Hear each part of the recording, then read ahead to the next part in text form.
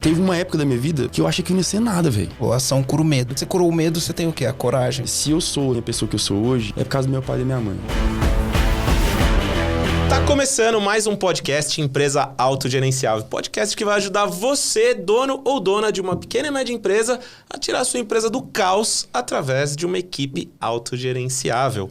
Vamos lá, vamos começar. Mas antes da gente começar aqui, eu queria falar para você, comandante, para você que ainda não sabe o que significa o termo, mas você vai descobrir aqui no podcast, que se esse podcast de alguma forma estiver contribuindo para você, chama você para visitar também o nosso site www.eag.com.br www.eag.com.br. Lá você vai encontrar diversos conteúdos sobre domínio pessoal, cultura, liderança, gestão, finanças, tração. Então, assim a gente vai começando aqui. Meu nome é Rogério Valentim. Meu nome é Lucas Luco. E eu sou Marcelo Germano. Cara, que legal. Meu, foi um tesão. O pré-começo desse podcast aqui já foi legal. Se tivesse gravado, já dava um podcast. Foi maravilhoso. Mas então eu vou falar um pouquinho pra vocês aqui. No episódio de hoje, gente, a gente trouxe o Lucas Luco, né? Vocês pensam que conhecem, mas eu acho que aqui vocês vão conhecer muito mais. E pra mim foi um prazer o que eu já conheci e eu imagino que vai vir ainda, né? Mas o Lucas Luco, cantor sertanejo, ator, empresário, tirou uma empresa do zero a 45 milhões de faturamento, do zero absoluto a 45 milhões de faturamento por ano em 2 anos de operação. Essa franquia se chama Skyfit, que é um negócio, é um dos negócios que você administra, exatamente. Certo? Então, ele é sócio desse negócio. É um baita resultado, hein, comandante? Então, vem aqui com a gente que o Lucas vai entregar o ouro do que ele fez e como ele faz para manter tudo isso. Inclusive, aqui, a gente estava conversando aqui antes, esse faturamento superou os números do início da carreira, quando você fez os hits Mozão, Destino e o Vai Vendo, né? Eles atingiram no auge de faturamento 20 milhões. Olha, esse negócio passou os hits, que eu acho que são os hits mais conhecidos, ainda são muito conhecidos. Exato. Né? Então, agora eu quero fazer aqui uma provocação para você, comandante. O que será que o Lucas faz para dar conta de tudo isso? Essa é a promessa que ele fez pra gente aqui. Ele vai entregar o jogo, vai contar pra gente como que ele faz, como é que funciona. Ele tava contando até pra nós como que é um pouquinho do bastidor da carreira artística. Tem um empresário por trás do artista também. Vai ser legal a gente falar um pouco disso. É legal falar sobre isso, do caso da minha carreira, na verdade. Teve diversas mudanças aí durante o tempo, durante esses 10 anos, a gente vai poder falar um pouco. Legal, então eu vou convidar você, comandante, pega caneta e papel, senta aí ou na frente do celular, na frente do computador, ou se você estiver no carro, não der para anotar agora, esse episódio é gravado, então veja de novo, se prepare, porque pelo pouquinho que eu vi aqui do começo, vai ter muita coisa legal. Fala aí, meu fã, por que você decidiu trazer o Lucas Luco aqui? Eu nem tenho ideia, não imagino. Eu não imagino, mas vamos contar. Bom, vamos lá. A gente tem um amigo em comum, né? Que é o Joel J. Beijo, e o Lucas gravou com o Joel e o Joel mandou uma mensagem e falou: gravei um podcast aqui com o Lucas, grava um podcast com ele, tem muita sabedoria, muito conhecimento aqui. Eu acho que vai ser muito legal pro podcast do Empresa Autogerenciável. Aí fez a ponte, a gente conversou e depois a gente acabou descobrindo que a gente tem outros amigos em comum, como o Léo Castelo. Beijo, Léo. Enfim, beijo, Léo. O Léo hoje mandou uma mensagem. E aí eu falei, vou trazer, até porque eu fico curioso, porque as pessoas veem o palco do artista, mas não vê o bastidor, né? E aí, um dos maiores problemas do dono de uma pequena e de uma média empresa o dia só tem 24 horas e como que você dá conta de fazer as coisas. Agora imagina, uma carreira artística, muitas viagens, show, tem que treinar pro show, tem que treinar coreografia, corpo, ir pra academia todo dia. E o Lucas, ele não tem só a Skyfit, ele também tá envolvido em outros negócios. Recentemente uma rede de estética, né? Sim, estética 100% masculina, uma rede estética chamada Homens. Que é Homens, que já começou arrebentando a boca do balão. E a gente quer saber como que faz, né? Para ter múltiplos negócios, uma carreira artística que você tem que gerenciar, cuidar do corpo, cuidar do dia a dia. E aí eu falei, acho que aqui tem bastante aprendizagem. Negociações, os altos e baixos, assim como empresário, que é uma montanha-russa cheia de altos e baixos. Eu imagino que a carreira do artista deve ser ainda mais extremo, né? Deve ser mais extremo. Então, vai ser muito bacana bater esse papo aí. Sabe uma coisa, antes de você começar, Lucas? Eu fiquei impressionado, porque na hora que eu cheguei aqui, eu falei, vai ter segurança, porque deve ter um monte de gente que tumultua e tal. Na hora que eu cheguei aqui, tava você Teu irmão mais novo, bonito pra caramba, meu. Tem cara de ser mais novo que você mesmo. E aí eu falei, cara, você é simples na essência, cara. Parabéns, cara. Até o teu jeito de se comunicar. Pô, vocês não vão acreditar, mas ele fez um café pra mim e me deu o café, me serviu o café aqui. Uma simplicidade invejável. Adorei essa parte já desde o começo. Eu já começo a entender por que você tem o sucesso, cara. Parabéns, né? Eu quero aproveitar e agradecer muito o convite de vocês. E quero agradecer o Joel por ter feito essa ponte. Essa ponte que o Joel fez aqui com o EAG, ela foi muito natural, sabe? Assim, eu fui lá no podcast do Joel, já conhecia ele antes, foi um papo muito legal e ele tomou a frente de, cara, eu vou falar do Lucas pros meus amigos que tem podcast sabe? Não foi uma coisa que me ajuda. E eu achei isso tão bonito da parte do Joel. Assim, mas dá pra entender por que ele fez isso. Agora que eu te conheci aqui pessoalmente, deu pra entender por que verdadeiro, ele fez assim, sabe? E aí depois depois que eu fui no podcast, a gente estreitou mais a relação. Então a gente marcou coisas pra fazer junto depois, sabe? Em coisas que eu posso ajudar ele me ajudar. Então esse tipo de relação a gente tem que agradecer. Então eu agradeço muito, Joel, pela ponte que você fez. Bom, vim aqui hoje com toda a humildade do mundo, né? Eu costumo falar que a gente tá sempre aprendendo, né? A gente tem que estar sempre aberto a aprender. Mas eu digo que isso é novo para mim, né? Eu comecei a visitar os podcasts para falar sobre empreendedorismo, sobre business, não tem muito tempo. Então, é aquela coisa, né? É licença para poder chegar mesmo e quero falar da forma mais natural possível, uma forma mais transparente possível, que é o jeito que eu sou. E eu acho que é igual a gente tava falando. É importante porque tem muitas pessoas que às vezes estão querendo começar um negócio, né? Ainda estão vislumbrando um negócio ou às vezes ainda não sabe nem como é que vai fazer para chegar até o momento em abrir um negócio e ter sua grana para investir. Enfim, eu acho que tem muita gente também da minha idade, pessoas mais novas, que o empreendedorismo está entrando na vida das pessoas, graças a Deus, com muito mais, vamos dizer assim, pessoas de muito menos idade do que antes, né? Então, é super importante para mim poder estar aqui para falar um pouco da minha vida, misturando o pessoal com o profissional para exemplificar isso. Então, obrigadão. Lucas, eu tenho uma curiosidade aqui. Porque é o seguinte, normalmente, né, a gente cria associações, eu gosto de falar que toda generalização é burra, mas às vezes a gente cria algumas associações e o negócio fica meio generalizado. Né? Então fala assim, as pessoas muito criativas, né, os artistas, eles são indisciplinados.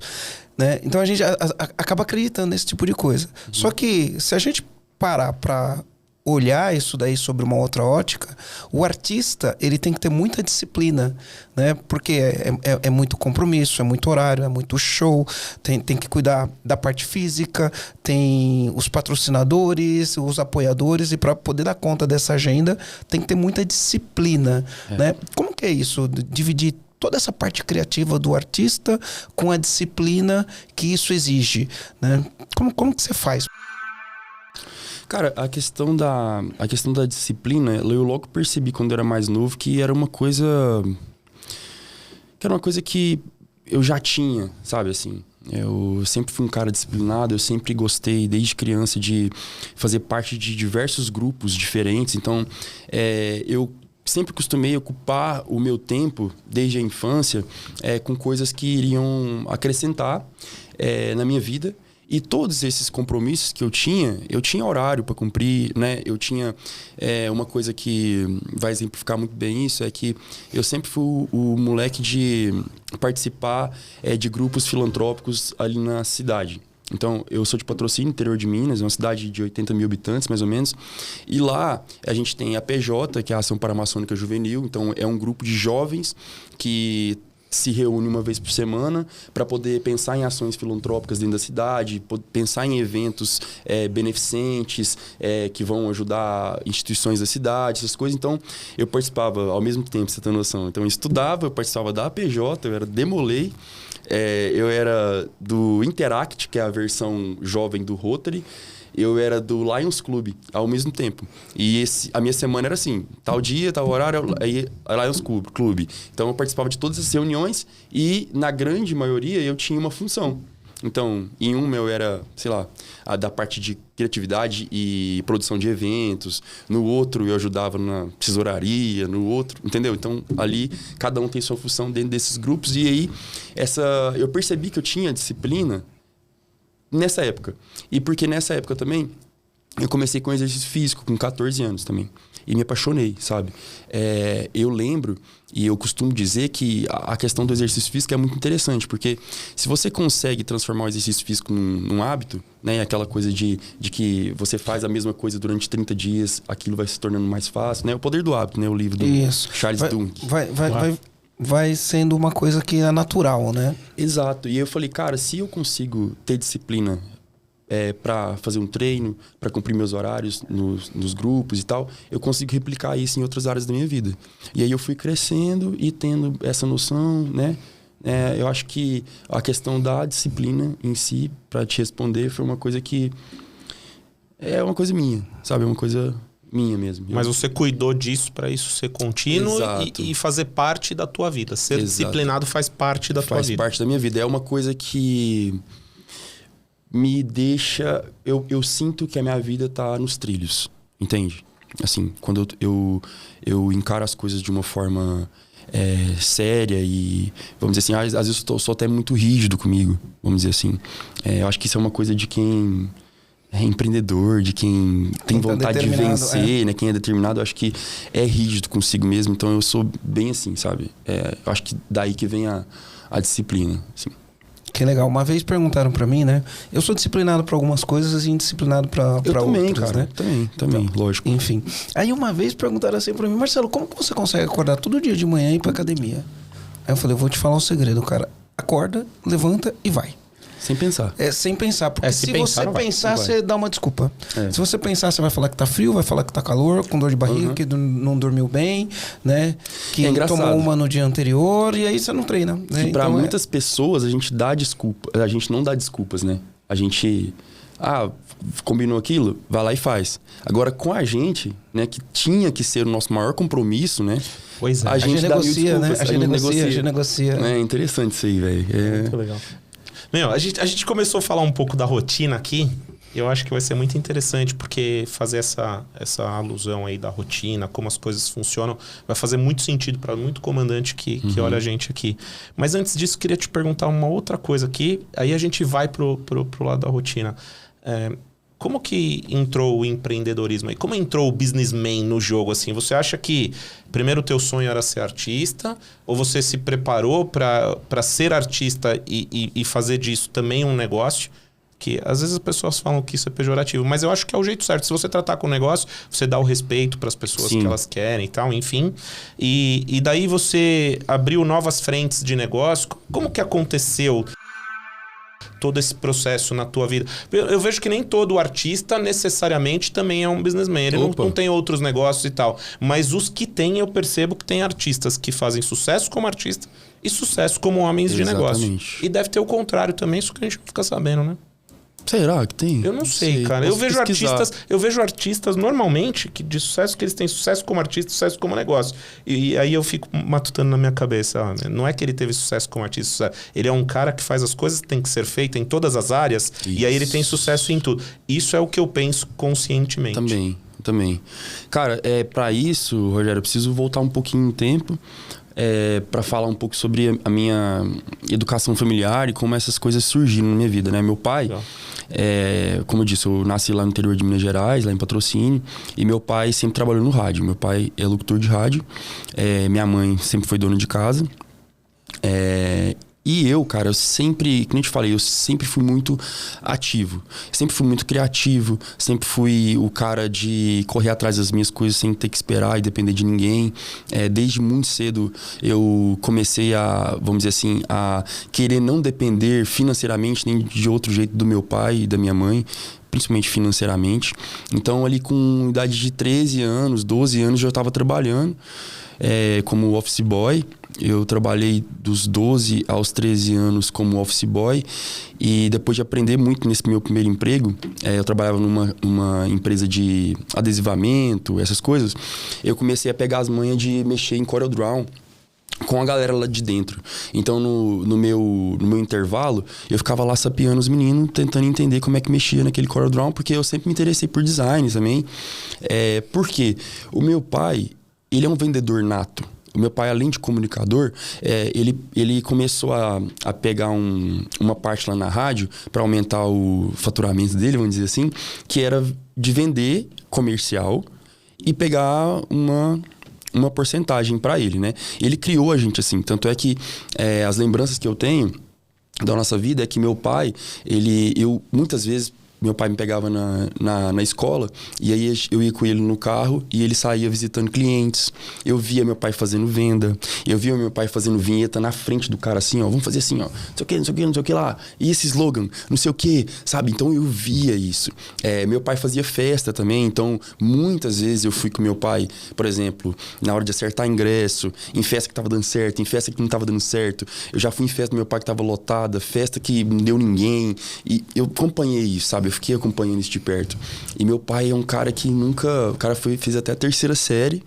E é um cara que se comunica muito bem, que vende muito, sabe? Aquele cara vendedor mesmo, raizão, entendeu? E isso veio do meu pai, assim, tive uma grande influência. Depois que eu aprendi a mexer em CorelDRAW, eu trabalhei por 13 anos nessa empresa. E aí eu pensei nessa época que eu podia trabalhar com publicidade. Né? Começou a surgir uma vontade de trabalhar com publicidade. Mas para vocês entenderem, a música nessa época, ela estava vivíssima. Eu comecei a cantar com 10 anos de idade na igreja católica, na Nossa Senhora de Fátima. Eu era coroinha na igreja e aí eu comecei a me interessar pelo coral. E aí, como eu ia na paróquia, eu comecei a visitar os ensaios do coral. A professora falou, cara, você canta afinado e tal. Comecei a me interessar por música. E aí a música entrou na minha vida e não saiu mais. Só que, como eu te falei, eu sou muito ativo, fazia muitas coisas ao mesmo tempo, estudava, não sei o quê. Eu resolvi abrir minha primeira empresinha. Eu criava banners para loja, criava banner para festa, enfim. Mas o banner o físico, né? Você criava o banner e imprimia na plotter. Mandava para gráfica. Exatamente, até então era isso, né? E aí eu comecei a chegar a tanto serviço desse que eu tive que sair da empresa de adesivamento, né? Começar a trabalhar em casa no meu computador para criar esses folders que eu tinha ali semanalmente para fazer, para loja, etc. E aí, cara, o Orkut tava numa época que... vocês lembram do Orkut, né? Ele liberou imagem, pra você enviar imagem por scrap. Você lembra disso? Teve um período do Orkut que você pegava, você subia um JPEG e enviava por mensagem. E lá na cidade, como é uma cidade pequena, eu tinha muito amigo, eu era bem relacionado. Então, você lembra que você tinha um perfil de até 999 pessoas? 999, Então, e eu tinha vários perfis lotados do pessoal da cidade. E eu falei, cara, por que eu não começo a criar esses folders e oferecer um serviço diferente para essa galera do tipo, usar o meu perfil e o perfil de outras pessoas que tem muitos amigos para poder disparar esses folders. Então, folder de festa, eu disparava para todo mundo do meu perfil, todos os meus perfis, para todo mundo do perfil da fulana, da ciclana, entendeu? Então, eu pagava X reais para essa pessoa deixar eu usar o perfil dela no Orkut. E aí eu coloquei o nome dessa empresa de I9, né, que não é nada... empreendedorismo aí. Ele pagava o outro ainda para usar. Ele criou o Meta. I9, Na época eu achava que esse nome era fantástico, né? E dentro do I9 eu montei uma empresa, um braço chamado Divulga Web, que era esse braço que eu enviava. Então tinha casa noturna que me pagava mensalmente para poder fazer isso, loja de roupa feminina, um monte de coisa. Aí depois a Oi inventou uma promoção que era assim, mensagens ilimitadas de texto. E como meu pai era da rádio, eu fui lá e peguei lista, cara, de telefone, celular, de um monte de gente de patrocínio. Muita gente de patrocínio. Aí eu comecei a não só enviar o folder por scrap, mas também enviar mensagem de texto. Tipo, e aí, tudo bem? Sexta-feira tem festa, não sei o que lá, não sei o que lá. E cobrava por isso também. E aí, eu depois fui pra esse começou a dar certo e tal. Eu aluguei uma salinha no nome do meu pai lá no único shopping que a gente tem, porque lá não tem shopping, mas tem galeria. Aí eu aluguei no segundo andar lá uma salinha, contratei 2 amigos, o Thiago e o William. Então eu tinha meu computador, mais 2 aqui para me ajudar, porque um deles era diagramador, né? Eu precisava de alguém para me ajudar no design e tal, porque eu ia pra rua para vender coisa, para conversar com a galera. Eu gostava de estar na rua, de vender, conversar. Era mais ou menos a rotina de todo mundo, desculpa te interromper, né? Você cobrava o escanteio, cabeceava, fazia o gol, pegava a bola, ia lá, colocava no meio do campo. A rotina de um comandante. Pegava, colocava no meio do campo, apitava e saía jogando de novo. E patrocínio não tinha um classificado. E aí eu fui e fiz o feirão classificados, que aí era um classificado impresso semanalmente. Aí eu saía para vender. Eu já vendi. O rodapé. Você vendia os anúncios. Então o da capa era mais caro, não sei o quê. Como meu pai era eu já vendi isso daí, eu já vendi isso. Eu conheci muita gente pelo meu pai. Então eu chegava com a cara e coragem nas empresas para falar com o dono, vendia e tal. E tive uma outra dentro da mesma. Eu tive uma revistinha que chamava Glam Magazine, assim, petitinha, que era uma revistinha para o público feminino. Aí falava sobre moda, beleza, estética e etc. E eu colocava uma moça da cidade para poder estampar a capa de cada edição, entendeu? Assim, saía uma por mês. Essa empresa, ela faliu, porque o Orkut não deixou mais mandar mensagem por scrap.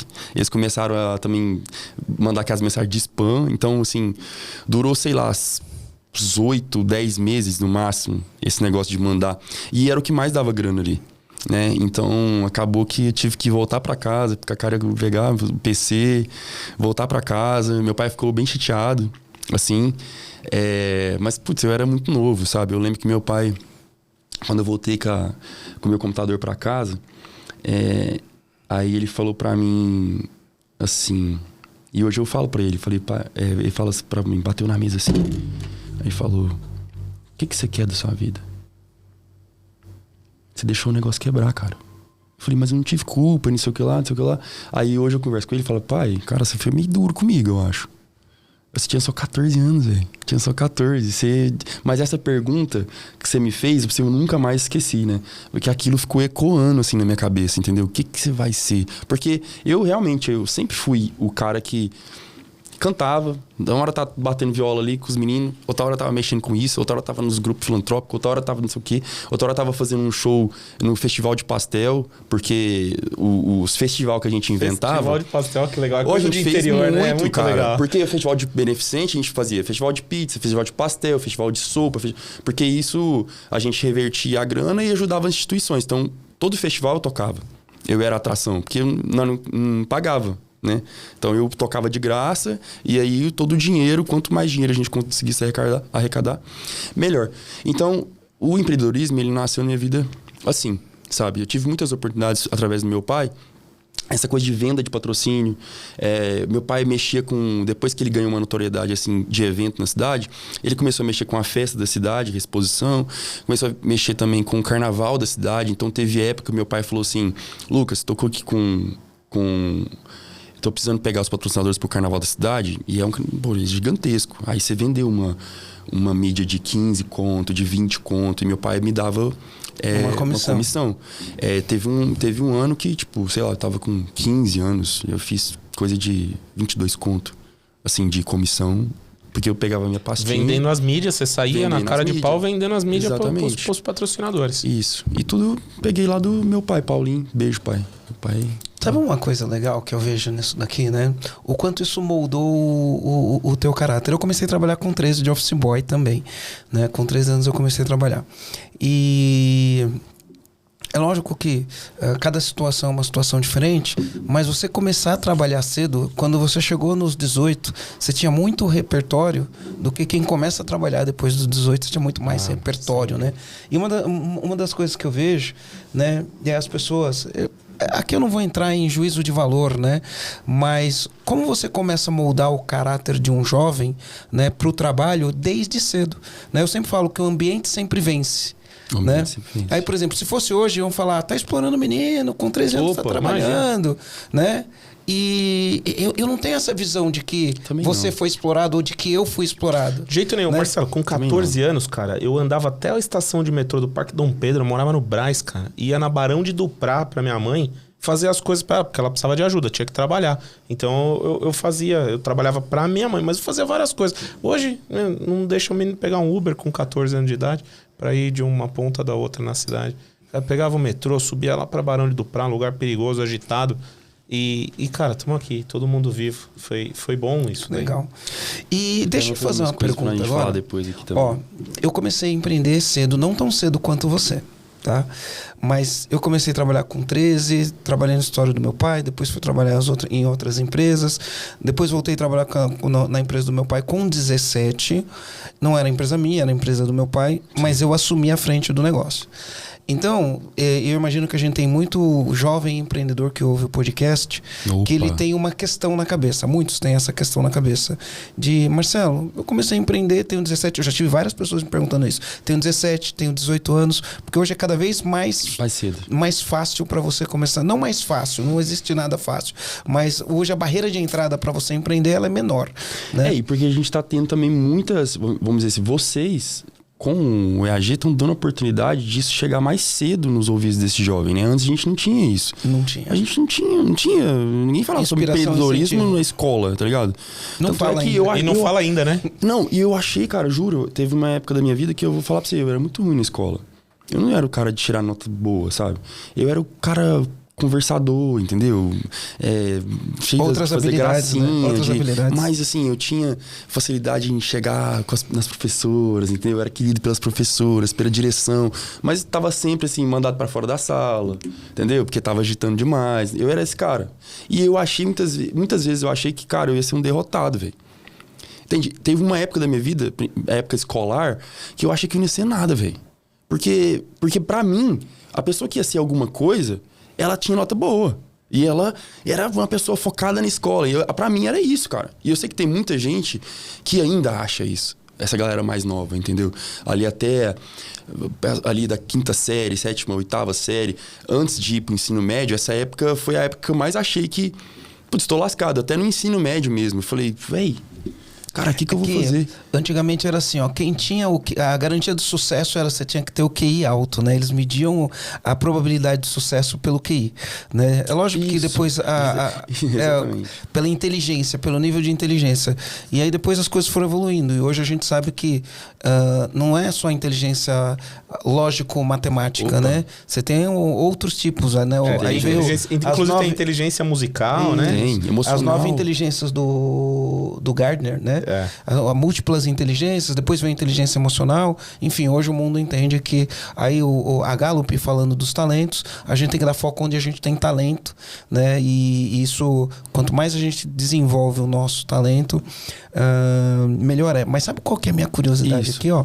Você tinha 14 anos, você entrava nas empresas para vender e você vendia para os donos de empresa, né? Isso. Porque você não vai vender pro atendente da empresa, não menosprezando o atendente da empresa, mas quem toma essa decisão é o dono. Né? Uhum. E como que era esse negócio? 14 anos, muito novo, vai falar com o dono para vender o dono. Como que você enfrentou, superou esse desafio de os caras vão confiar em mim, vão me atender, não vão me atender? Ou para você isso era uma coisa que já era natural? Né? Isso, não vão me dar muita credibilidade. Já era natural. E eu devo muito isso ao meu pai também, porque assim, meu pai cara radialista, comunicador, ele era conhecido na cidade, entendeu? Tipo assim, ele era conhecido. Então, assim, Paulinho, meu pai, o apelido dele é Pica-Pau, que ele tem um narizão, né? Aí, eu sou filho do Paulinho Pica-Pau e tal. Então, todo mundo sabia que, o Lucas é filho do Paulinho Pica-Pau, porque todo mundo falava, filho de peixinho, peixinho é. Quando eu chegava lá, eu era muito comparado com meu pai. Você puxou seu pai mesmo, já veio aqui tomar dinheiro de mim, sabe? Negócio, essas brincadeiras. Então, eu sempre fui muito bem recebido, assim. Lógico, os caras quando tinha que negar, às vezes não dava patrocinar e tal, os caras falavam na tora e tal. Mas era legal, porque eu chegava e discutia com meu pai. É interessante pra você ter uma noção, tanto que isso, o comercial, ele foi importante na nossa vida. Meu irmão tá aí para poder te falar, que meu pai criou a gente à base de propaganda. Por quê? Vai começar o ano letivo. Pai, vai começar o ano letivo, nós precisamos comprar material escolar. Meu pai ia lá, vendia uma propaganda na papelaria. Porque ele pegava esse dinheiro e para comprar nosso material. Revertia em material. Pai, pizza no final de semana. Ele lá vendia uma propaganda para pizzaria. Pai, tênis, tô precisando de tênis. Eu e o Leandro tô precisando de tênis. Ia lá, vendia uma propaganda lá no trem de calçado. Lucas, Leandro, tem R$300 de crédito lá. Vai lá e pega os tênis, então, entendeu? Então, a gente foi criado assim, o açougue, o supermercado. Nunca era o mesmo supermercado, né? A gente sempre tava em vários supermercados, porque meu pai vendia propaganda ali, o crédito tá lá, o crédito tá aqui, não sei o quê. Farmácia, era tudo assim, cara. Era tudo na propaganda. Assim, de verdade, assim, era tudo... Então, isso era muito presente, sabe? Meio que me deu a ideia de que, tipo assim... Caralho, velho, o meu pai cria a gente, velho. Meu pai põe dinheiro aqui com venda, velho. Sabe? Então, aquilo me deu uma perspectiva, velho. Sabe? E me deu uma bagagem, assim, porque... Você chegou que eu falei, eu gosto tanto de gente, velho. Sabe? De trocar ideia, de conversar, sabe? E ali eu comecei a me encontrar. Sabe? Ali eu comecei a me encontrar e foi aí que eu comecei a pensar em publicidade como algo que eu poderia fazer para sempre. Né? Foi por isso que eu prestei vestibular para publicidade depois e fiz publicidade, né? Não formei, mas... Eu me especializei em jornalismo, mas no começo a gente faz tudo a mesma coisa. A gente vira comunicação social e depois vira, né? E eu me apaixonei por rádio, então eu fui pro lado do jornalismo. Que legal. Aí eu não terminei como publicitário, terminei como jornalista. Mas você vê como a vida é, né? E aí hoje ele é praticamente um radialista. Aí ó, estamos aqui no podcast, cara, é mó barato fazer isso aqui, né? Não, falando de rádio, assim, o rádio também foi uma parada que vivi muito isso, assim, do meu pai me levar pequenininho pra poder ficar lá com ele no horário dele. Quantas vezes eu dormi debaixo do aparador... Da mesa do estúdio aqui. Do estúdio, sabe? Ô, Lucas, pega tal... Era ainda CD, né? Eu não peguei a época do disco, mas era CD. Aí Lucas, vai lá no... Como é que chama? Onde põe o disco? Discoteca? Vai na discoteca pegar tal CD pra mim. Agora vai lá, escolhe uma música lá, pega um CD, escolhe uma música que o papai vai tocar. Então, e até minhas referências musicais, elas vieram daí, né? Por isso que a galera às vezes não entende. Mas como assim? Você gosta de sertanejo? Você sabe as músicas, você tem um gosto verdadeiro pelo sertanejo raiz, que a gente gosta muito, né? Mas também curte o rock and roll, você também curte outras vertentes. Por conta dessa minha, né? O meu pai é ele é uma biblioteca musical, assim, sabe? Essa música aqui foi gravada em tal ano, não sei o quê. Aí aconteceu isso, aconteceu aquilo, não sei o quê. Entendeu? Ele sabe tudo. Por isso que a gente fala, né? O ambiente sempre vence, né? O ambiente sempre vence. A ambiência, né? Marcelo, sabe o que me chamou? Num ambiente que te proporcionou... depois eu quero até falar disso. Se relacionar com muitas pessoas, então um networking muito grande. Isso. Né? Um mundo criativo, né? O mundo da publicidade. Então o ambiente moldou, né? a você conseguir os resultados que você conseguiu. E de muita... não posso deixar de falar assim. Meu pai criou a gente assim... cara, é foda, assim. Meu pai é loucura, assim. Que paixão nesse pai aí. Pai, minha mãe também, né? E a minha mãe também, assim. Paulinho Pica-Pau. Paulinho Pica-Pau, beijão. Eu falo que, cara, se eu não viajei na maionese até hoje, do tipo, de viajar na maionese, eu falo assim, deixar a parada subir na cabeça, tirar os pés do chão mesmo, sabe? Se eu sou, assim, a pessoa que eu sou hoje, e o cara que não flutuou, assim, que ficou deslumbrado e tal, é por causa do meu pai e da minha mãe, entendeu? Tipo, humildade, pé no chão. Às vezes eu me acho até pé no chão demais, sabe? Eu acho que às vezes eu tinha que dar sabe, ser um pouco mais livre, assim, nesse sentido, sabe? Mas eu sou muito pé fincado, assim. Então, a educação que meu pai e minha mãe deu pra gente... foi tudo, assim. Foi tudo. É legal ver isso, né? Eu converso muito com o Marcelo disso, né? Modelo de educação, essa geração que tá vindo, as diferenças de geração e tal. É mó barato ver isso, né, cara? Como que o trabalho pode moldar uma pessoa, né, Marcelo? A gente fala de ser moldado pelo trabalho, né? Cara, que legal, né? Você tem uma admiração, dá pra ver teu olho brilhar. É legal ver isso, cara. É uma admiração de ter gosto pelo trabalho, fazer isso bem feito. Eu queria muito também com o meu filho, eu tenho um filho de 2 anos e meio, né? O Luca. Eu queria muito que o meu filho sentisse isso por mim também, sabe? No futuro, sabe? Eu posso contar o restinho até chegar na publicidade e propaganda? Porque depois dos 16, eu fui pra Belo Horizonte. A música ainda continuava nesse período, só pra você entender, até os meus 16, eu falei disso tudo, mas tinha uma outra parte. Lembra que eu te falei que eu tocava nos festivais e tudo? Eu tinha uma bandinha e eu também tinha um amigo meu, o Diogo Seiji, que tocava... Eu toco violão e tal, mas tocava muito bem. Então eu fazia muito acústico em pizzaria nessa época também, entendeu? Aí eu tocava de tudo, MPB... Tipo, já ganhando com isso, já profissional. Então já era profissional. Você trabalhava pra ganhar um dinheiro com isso. Acústico e tal. Aí tem uma boate lá em Patrocínio, que é a única, a Colombo. Eu abria show lá, entendeu? Fazia um acústico antes, tocava um pouco de pop rock, um pouco de internacional, um pouco de sertanejo, de tudo um pouco. Então, nesse meio tempo até os 16, o que eu falei tudo aqui, enquanto, paralelamente... Você tava fazendo música. Exato, eu tinha uma banda, chamava Lucas Correia e Banda, participava de festivais. de música na cidade. Tem vários vídeos até, que eu tava com o cabelo grandão, assim. Tem vários vídeos aí no YouTube que meus amigos gravavam, dos festival de pastel, não sei o quê. Tem vários vídeos. Depois eu vou mandar pra vocês. E aí, uma certa vez eu fui pra Belo Horizonte com meu pai. Cara, nessa época eu queria muito fazer um intercâmbio. Mas era um negócio muito distante pra gente, sabe? Eu fui lá, fiz a prova para fazer um intercâmbio. Queria muito ficar 6 ou 1 ano nos Estados Unidos. Aí a gente fez a prova, fui bem e tal, mas a hora que chegou... A conta? Meu pai falou, não dá e tal. Fiquei muito chateado. Fui pra Belo Horizonte pra isso, na verdade. Eu tava muito chateado, cara, assim. Fiquei muito chateado. Porque eu queria muito ir.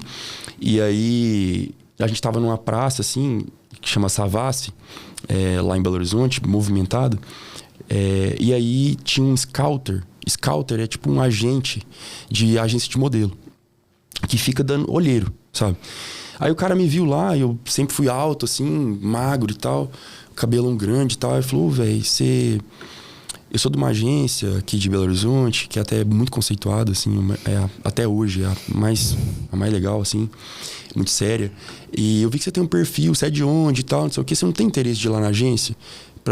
Pro pessoal te ver, quem sabe, sei lá, a gente fazer uns Polaroid, que é umas fotos digital e tal, não sei o quê. Eu falei, cara, sim, quero ir lá. Pra perguntar pra mim, né? Vamos, quero ir lá, vamos lá.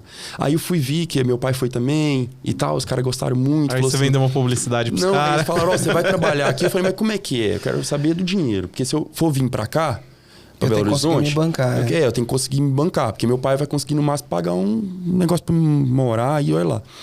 Aí eles me explicaram tudo, você vai ter a chance de ganhar mais ou menos isso, depende muito, porque tem muito teste, né? Que a gente chama de casting, né? Então, eles ligam pra gente, você tem um casting hoje às 16 e um casting às 17, tal endereço, manda e você vai. Chega lá, tem uma fila cheia de modelo. E você vai entrando pro povo te ver, né? Pra ver quem que vai escolher. E é muita concorrência, é muita gente. E aí, beleza. Eu falei, pai, cara, eu quero encarar isso. Eu vou, sei lá, vou dar um jeito de estudar lá em Belo Horizonte e vou seguir esse negócio da carreira de modelo. Eu não sabia muito bem por quê, mas fiquei muito interessado. Tudo que é arte, essas coisas, né? Porque eu também esqueci de falar que o teatro também, ele entrou na minha vida muito cedo, sabe? Então eu sempre fiz parte de oficina de teatro, de companhias de teatro, durante a minha infância e juventude. Então eu sempre gostei muito disso. Chegou lá em Patrocínio, eu comecei a procurar onde que eu vou morar, né? Eu fui no Orkut, aí tinha aluguel de quartos, BH, esses negócios. E aí eu achei o quarto de uma senhora lá de Belo Horizonte, Dona Maria Aparecida, lá no Santo Agostinho, o bairro lá, que ela tava alugando um quarto no apartamento dela, que ela morava sozinha, o filho viajava muito, que era o Marcos, trabalhava com venda de roupa e tal, então ele viajava muito para buscar roupa. E ela queria um jovem estudante ou alguém que tá para fazer companhia para ela também, entendeu? E aí eu aluguei esse quarto. Meu pai pediu para um amigo nosso lá em Belo Horizonte investigar, vai lá visitar essa moça, visita lá o apartamento, vê se o negócio é preocupação de pai, né? Aí a gente eu aluguei esse quarto lá, uma caminha, TV, pagava X, tem internet e tal, pagava X, era o que meu pai pagava para mim, esse quarto lá. E aí de primeiro eu queria estudar também, não queria deixar os estudos, mas acabou que aconteceu uma reviravolta que durante o início, logo eu percebi que o negócio de modelo é um negócio meio ralentado, assim. Tipo, não dá uma grana que você vai ter X fixo ali. Não tem consistência, entendeu? E outra, dá muito trampo e paga pouco. Às vezes você fica ocupado um dia inteiro fazendo um showroom, alguma coisa assim, para receber 100 conto no final do dia, sabe? E boa. E eu falei, cara, eu preciso dar um jeito. Veio de novo aquela coisa de ficar incomodado, né? De tipo, nossa, eu preciso do meu pai pra tudo. Eu odeio pedir, sabe assim? Nossa, odeio pedir. E aí, eu fui e falei, cara, você quer saber? Eu tinha ouvido falar de muita gente que tinha trabalhado em shopping, de vendedor, aquele negócio. E eu morava, o apartamento era do lado de um shopping, que era o shopping de Granfino, chama Diamond Mall, lá em Belo Horizonte. Nessa época, a Calvin Klein estava fazendo muito sucesso. Era uma marca que eu gostava. Eu queria vestir Calvin Klein, entendeu? Porque era uma marca, pá. Eu vi a galera de Calvin Klein, eu falei, nossa, legal. Então, aí eu fui direto na loja da Calvin Klein. Eu tinha como é que chama o negócio que você entrega? Um currículo. Currículo, tinha quase nada. Eu tinha meu book de modelo, né? Então, aí eu cheguei lá, conheci a gerente, a Cláudia. Falei, Cláudia, é o seguinte, trabalhei de office boy eu gosto muito de comunicação, eu sou comunicativo, já trabalhei com venda desse jeito e tal, não sei o quê. Meu book é isso aqui e tal, vim pra trabalhar como modelo, mas não tá dando grana. Ela falou, começar amanhã. Eu tinha 16 para 17 anos. E aí, eu comecei 3 meses de experiência.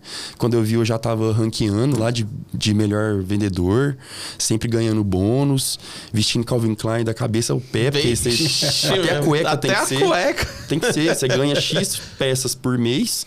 E tem um desconto de 50% na compra de qualquer coisa. Então, eu tava no céu. Né? Porque eu era muito novo, né? Vamos dizer assim, tava construindo a minha vida. E aí, por isso que eu não estudei. Porque eu falei assim, cara, eu vou dedicar esse trabalho aqui, porque eu vou ganhar uma grana, 4% de comissão na época, sem garantia. Vou fazer o bico lá de modelo e depois eu faço um supletivo, velho. Sabe? Pensei, foi isso. Vou focar nesse trabalho aqui porque eu preciso de dinheiro. Até pra fazer, né? Não errado, né? Mas abandonar o na cabeça da minha mãe, abandonar o estudo era um erro. Maluco. Mas fez um plano, pelo menos, né? Você se planejou pra fazer um negócio, você era contra, mas você se planejou, bom, vou fazer desse jeito. E outra, não dá, né, cara? O horário de shopping é bizarro, cara. Começa às 10 da manhã, vai até 10 da noite. Sábado, domingo. Todos os dias. E perto do Natal vai até às 11, né? Exatamente. Mas ganha-se muita grana também. E de segunda a quarta, você escolhe um dia. Ou segunda, ou terça, ou quarta pra folgar. É o único dia de folga que tem. Aí, final de semana, o pau tora. É isso aí. E aí, eu tive essa experiência. Trabalhei 2 anos e meio lá. Depois de lá, eu saí, fui pra loja da frente, que era a Puma. E aí eu falei, cara, eu preciso sair daqui, porque senão isso aqui vai virar uma caverna do dragão. Nunca mais vou sair. Porque shopping é assim, cara. Shopping você entra e tem gente que nunca mais sai. Ou o cara ficou 2 anos, ou você vai lá e o cara tem 50 anos de shopping. Não, já tá uma caveirinha lá. Eu ganhei uma grana nessa época que eu nunca tinha visto na minha vida, cara. Era 4% de comissão, entendeu? Mais os bônus, que você ficasse em terceiro, segundo lugar, ganhava bônus. Várias vezes eu fiquei em primeiro. Várias vezes em segundo. Que eu comecei a construir uma carteira de clientes que eu sempre ligava. Então, tava perto de bater meta. Ô, fulano, tudo bem? Chegou uma bolsa aqui e tal. Se estiver passando aqui no Diamond, passa aqui pra você dar uma olhada e tal. Ah, é verdade, até tem que comprar um presente. Aí eu bati, entendeu? Eu tava sempre buscando bater a meta. Você já tava vendendo, ó, é o básico da gestão, né? Arroz, feijão, vender bem de novo feito. Pro mesmo cliente, né? É o básico. E também pensar sempre no upsell também, quando a pessoa chega na loja, né? Que aí é o mais você oferece importante. outras coisas. Né? Exatamente. Então, a pessoa ia pra comprar uma bolsa, aí lembrava que tinha que comprar uma camiseta, e aí vai, né? E aí tentava comprar cueca, porque nunca tem, né? Nunca tem. Exato. E eu vendia de tudo, tá? Vendia lingerie, eu entendia super bem de lingerie, de vender tudo. Sutiã, calcinha, cueca, sabia tudo, né? Você tem que estudar tudo, são vários tipos de tecido e etc. Então, eu comecei a ficar bom naquilo, sabe? E gostava. Eu ia amarradão pra trabalhar, entendeu? A não ser os dias que eu saía no dia anterior e eu tinha que chegar lá de ressaca 10 horas da manhã, aí era chato. Acho que todo mundo fez isso, né? Enfim, mas faz parte da juventude. Eu acho que tudo isso daí foi te moldando, né? Foi. E aí veio a carreira musical. Como que você explodiu na carreira? Foi uma música? Foi um mozão? Como que foi isso daí? Então, segura que seja conta. Deixa eu fazer o meu trabalho aqui. Vai lá. Vai lá. Comandante, tá demais esse podcast, né? Se você tá acompanhando aí e tá vendo a quantidade de coisa que o Lucas faz, que ele já fez e tal, eu fico pensando, caramba, eu vou ver... Agora eu quero ver o que isso trouxe de bom, né? E você sente, negócios, né? Pros negócios. E você está sentindo que na tua empresa você precisa se organizar, precisa de ajuda para crescer, precisa gerar mais resultado, né? O programa EAG é o método que vai ajudar você a chegar lá. Então, aqui nós já treinamos mais de 6 mil empresários em mais de 200 segmentos diferentes e eles confiaram no EAG e tiveram a oportunidade de ver suas empresas transformadas. Então, na descrição desse episódio aqui, você vai encontrar um link. Quero convidar você para clicar lá nesse link e se inscrever para o programa EAG. Isso depois de você ouvir todo aqui o nosso bate-papo aqui com o Lucas. E ainda tem mais coisa boa vindo aí nessa conversa. Certo, meu fã? É isso aí. Então aproveita, vai lá, clica no link, faz sua inscrição para o programa EAG e vai ser muito legal acompanhar você aí. Temos um plano para você, acompanhar você nessa jornada aí, para você ter uma empresa mais organizada, um time mais engajado e mais resultados no final da linha. Muito bom. Vamos lá. Aí veio a carreira musical. Ou não, ainda não? Sim. Aí veio a carreira musical. Porque depois que eu fiquei lá em Belo Horizonte esse tempo, aí eu voltei pro interior para poder prestar o vestibular de publicidade. né? Porque, igual eu falei, na minha cabeça, eu queria ser um grande produtor de eventos, diretor de arte, alguma coisa nesse sentido, sabe? E aí eu voltei pra lá, fui pra Patos de Minas, que é a cidade que você conheceu, que é do ladinho. Lá tinha um curso de publicidade, prestei vestibular. Mudei pra lá, aí eu montei uma república, chamada Qualidade, com mais 2 amigos.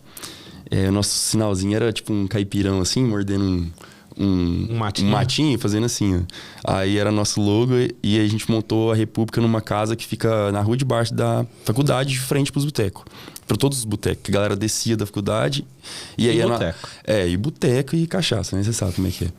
Aí a gente começou a fazer pequenos eventos lá dentro da casa. Porque assim, como o pessoal descia da faculdade, a nosso portão ficava aberto 24 horas. Só que a gente trancava só os quartos, entendeu? Porque não tinha móvel, não tinha nada, só tinha os quartos, então. E aí a gente colocava a mesa em frente, então se juntava tudo. República com o povo do boteco, povo na rua e gente entrando lá de casa. Às vezes a gente entrava, sabendo quem que era, sabe? Aquele negócio. A gente cobrava 10 conto, open bar dentro lá da República. E aí foi crescendo tanto, foi enchendo tanto de gente que eu comecei a fazer eventos fora. Então eu comecei a alugar boates para poder fazer evento. Aí eu fazia pequenos eventos numa casa, tipo fixo. Foi aí que surgiu o Luco, inclusive, que eu montei uma empresinha chamada Luco Produções, enquanto eu fazia publicidade, que era essa empresinha que fazia os eventos, né? Aí eu fiz um Réveillon que começou a bombar muito. A gente fez esse Réveillon durante 3 anos seguidos, que era o Qualidade White, eu e os meninos. Que era um Réveillon bacana, galera tudo de branco e tal, bem bonito, fez sucesso. E eu comecei a ganhar um dinheiro nessa época com isso. E eu fazia também estágio numa agência de publicidade que chamava UOL, que era do meu professor, Tata. Meu professor, ele era diretor de arte, então ele me chamou pra ir lá porque eu já tinha as manhas de mexer com Corel, Illustrator, Photoshop e tal. Aí ele me colocou lá, comecei a aprender, então eu trabalhava meio Corel período. Corel 5 na época, não? Isso, não tinha 5, Corel 5, Corel 6. 5X, né? Tinha umas coisas. Lembro direito. Eu mexia mais na agência, era mais Illustrator. O Corel era mais gráfica, que usava, mais esse negócio de adesivamento. O Illustrator, na publicidade, nas agências, que eu reparei... Ele é mais produtivo. Eles usam mais, assim. Aí... eu comecei a trabalhar lá, entender o dia a dia da agência de publicidade. Comecei a me apaixonar por aquele negócio, sabe? Mas eu gostava muito de fazer eventos também, porque eu tinha facilidade de conversar, não sei o quê. Comecei a ganhar dinheiro com isso também lá e tal. E aí, por que uma coisa chama a outra? A questão da música. Nessa época, o sertanejo universitário estava numa crescente, uma ascensão assim incrível, com César Menotti e Fabiano, João Bosco e Vinícius. Jorge Mateus ainda veio um pouquinho depois ainda. Jonathan Federico. Então o sertanejo universitário, o universitário daquele da essência mesmo, aquele que sai da faculdade e vai pra rua, esse estava começando, entendeu? Esse foi aquele negócio, sertanejo universitário, que é isso, entende? Lembra dessa época? E aí o César Menotti e Fabiano, eu lembro deles porque eles, caramba, foi das duplas que puxou esse cenário, e eles sabe? São de Minas também, não são?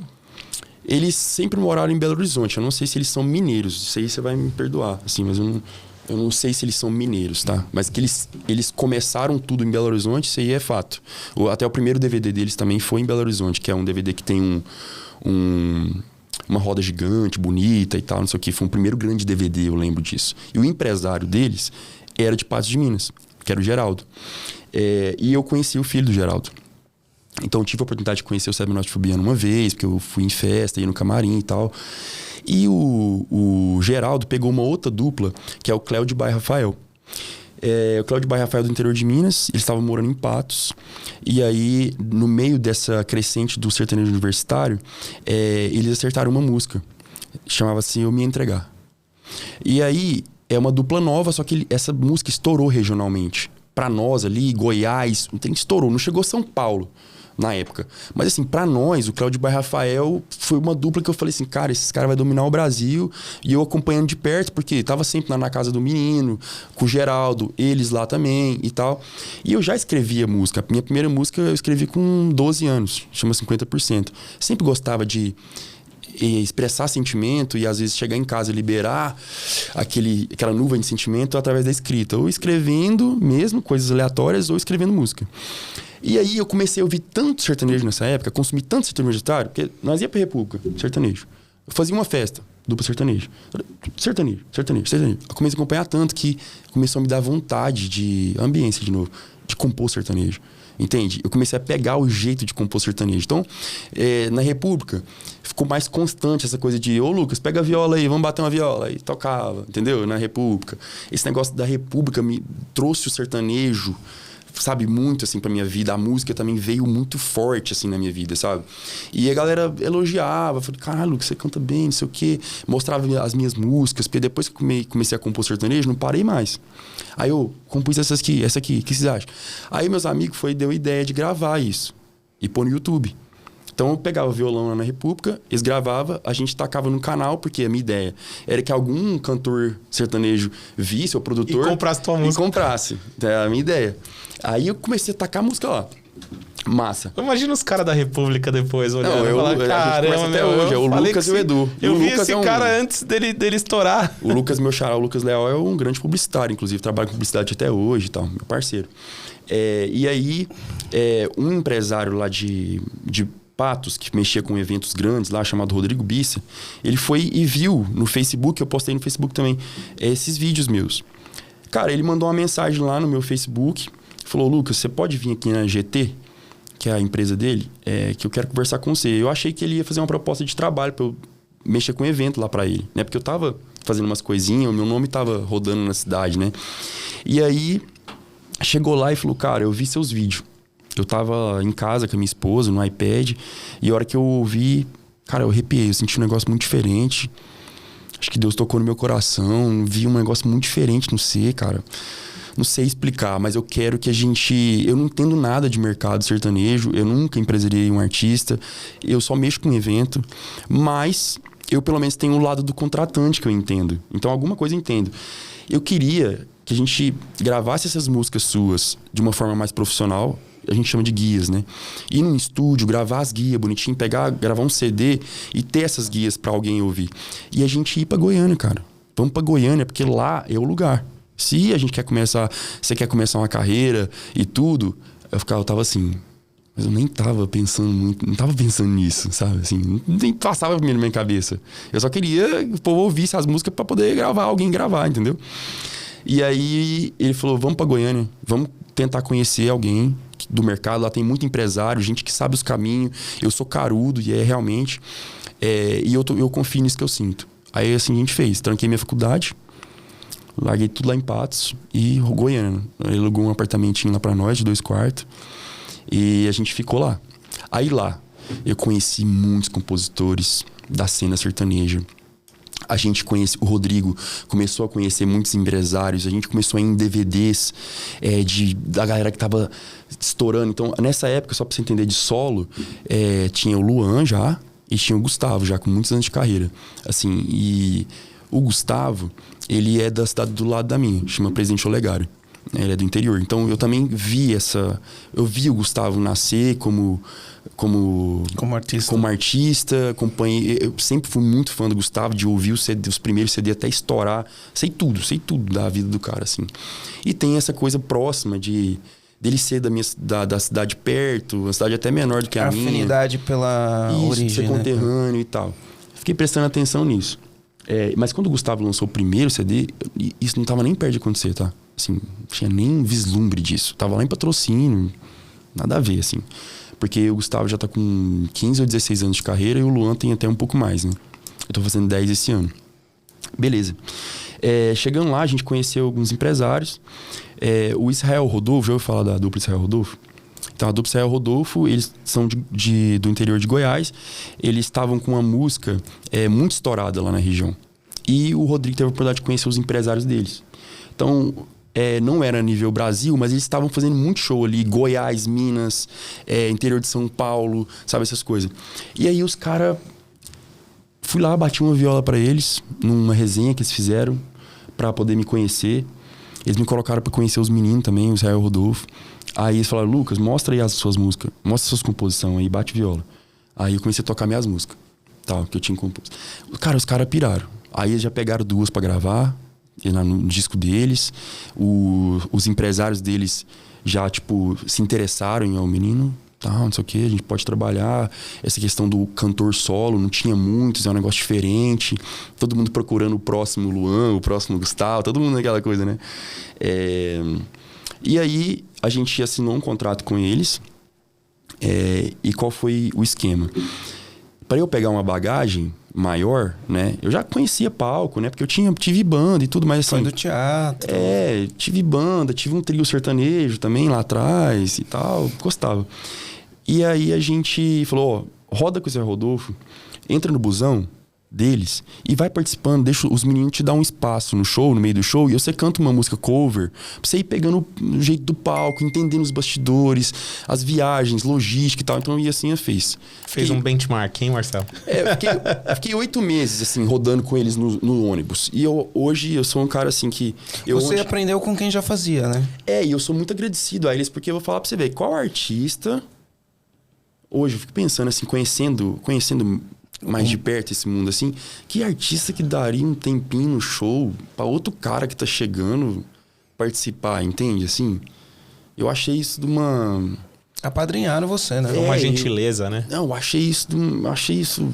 Ah, cara, eles são... Tanto é que hoje estão fazendo o sucesso que estão fazendo. Zé Rodolfo hoje tá, caramba, explodidaço. Tá lá, inclusive, o Rodrigo, que foi meu primeiro empresário, esse que acreditou em mim, hoje é empresário deles, inclusive. Tem um escritório com outros artistas de renome e tal.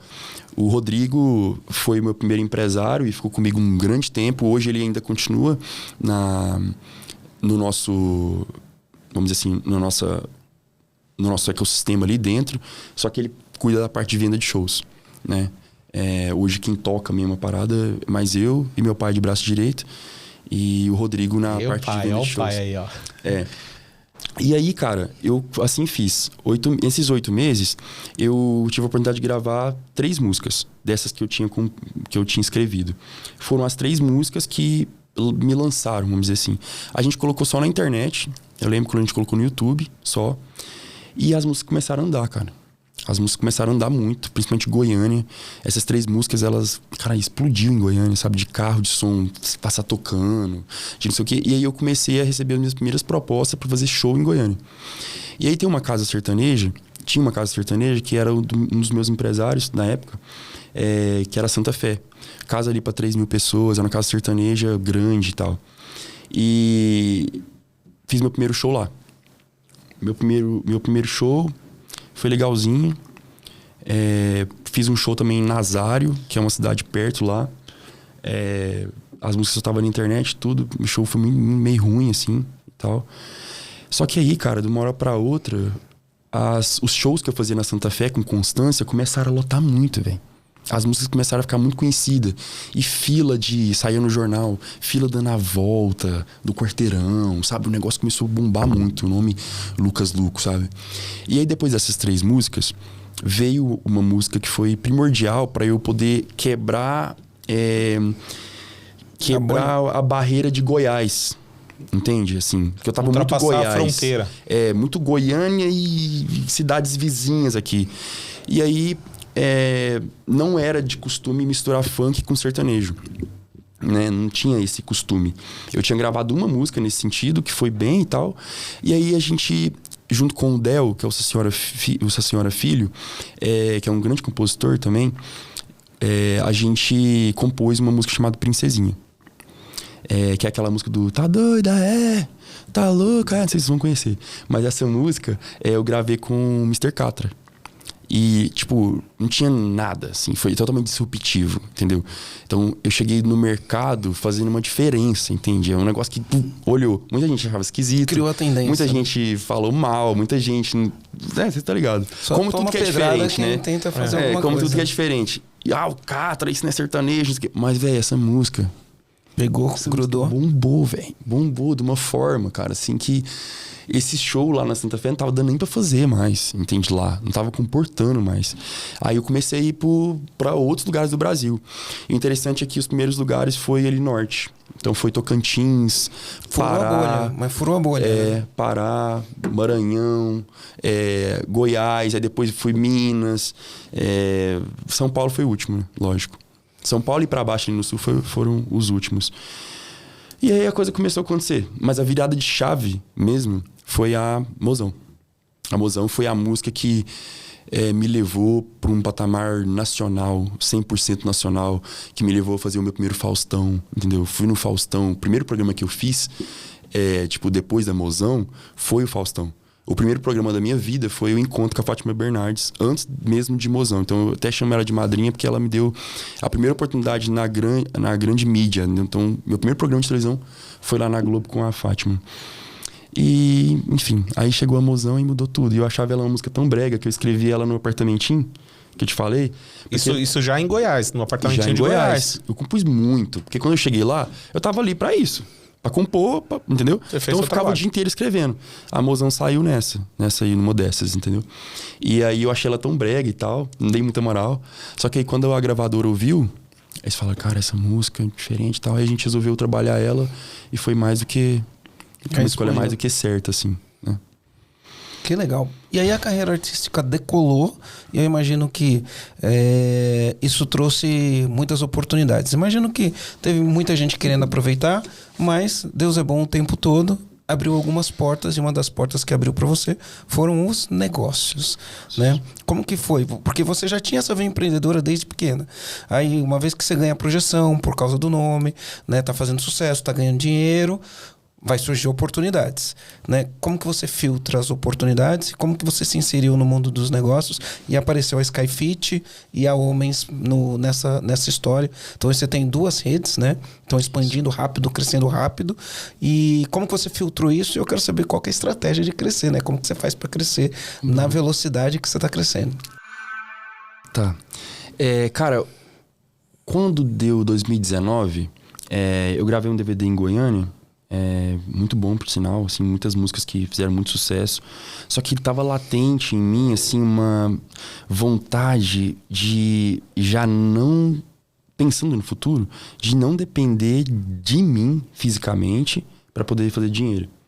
E para eu poder também criar, a minha vontade é criar um ecossistema em torno dessa marca Lucas Luco, que eu considero um grande empreendimento, né? Que eu consegui levantar, não sozinho, mas com várias pessoas, né? Eu falei, como é que eu posso tirar proveito dessa marca que a gente construiu através desses anos para poder, vamos dizer assim, não parar de fazer publicidade para os outros, mas... se eu uso meu tempo e se a minha imagem me dá a oportunidade de fazer muita publi, de estar com marcas grandes e tudo mais, por que eu não uso esse tempo para poder fazer para os meus próprios negócios, para as minhas próprias marcas, né?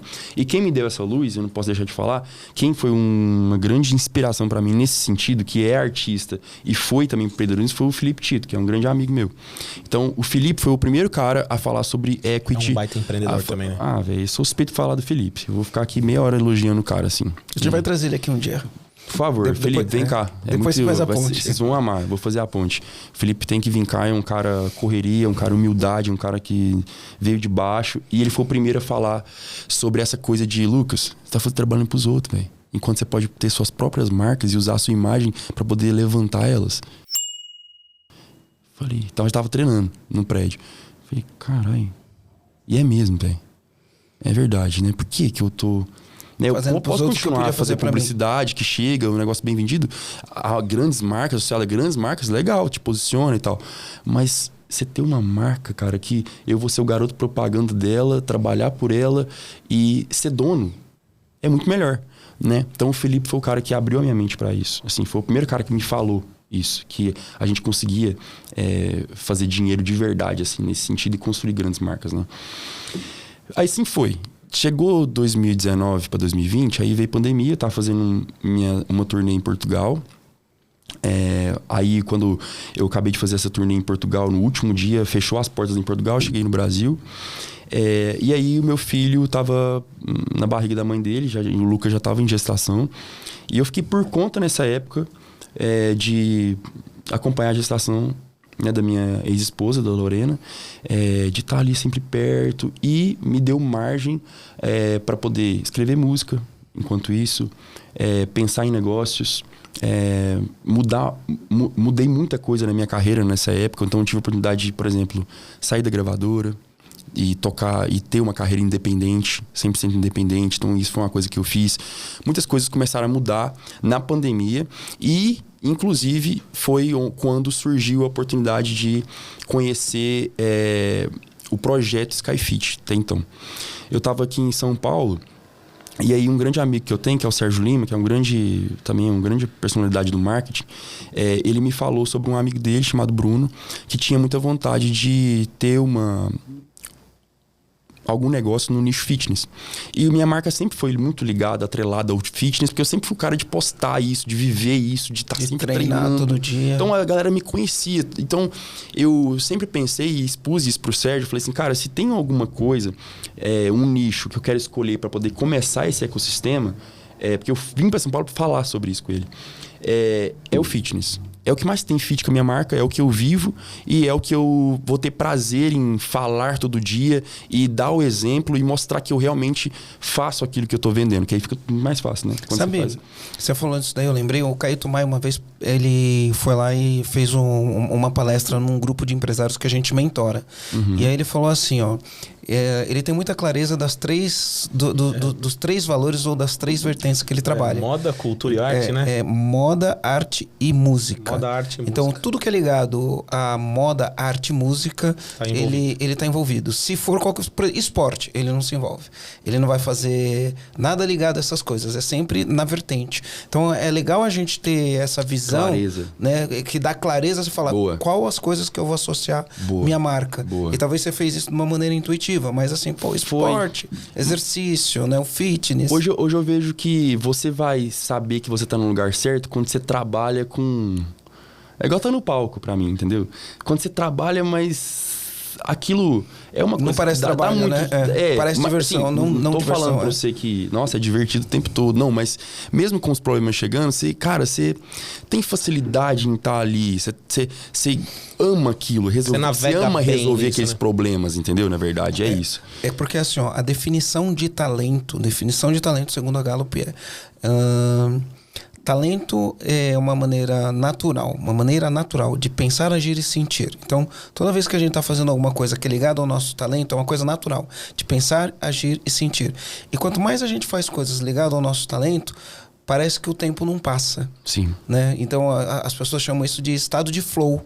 Quando você está fazendo alguma coisa que você fica tão entretido naquilo que você nem viu o tempo passar. Isso, né? Exatamente isso. E aí, essas coisas vão se somar, né? Você entrar no estado de flow, fazer aquilo que você gosta, você fica cada vez melhor naquilo. Estado de flow.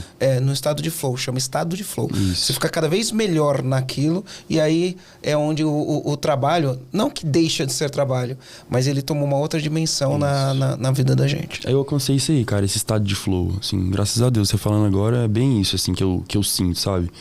E aí, eu conheci o Bruno, a gente não podia estar perto, mas o Sérgio fez uma ponte, a gente fez um vídeo. E Lucas, o Sérgio falou que você expressou a vontade de mexer com academia, né? Eu te conheço pelo fitness e tal, não sei o quê. A gente falou, ele falou dos planos dele, falou que já estava a primeira unidade da Sky já estava em construção, que foi lá em São Carlos, interior de São Paulo. Ele é de Americana, o Bruno, o meu outro sócio, o Everton, somos 3 lá, também é de Americana. E aí eu falei, cara, eu quero ir te conhecer, pegar na sua mão e tal, que o Bruno é um cara muito sério, assim, um cara muito... um cara muito...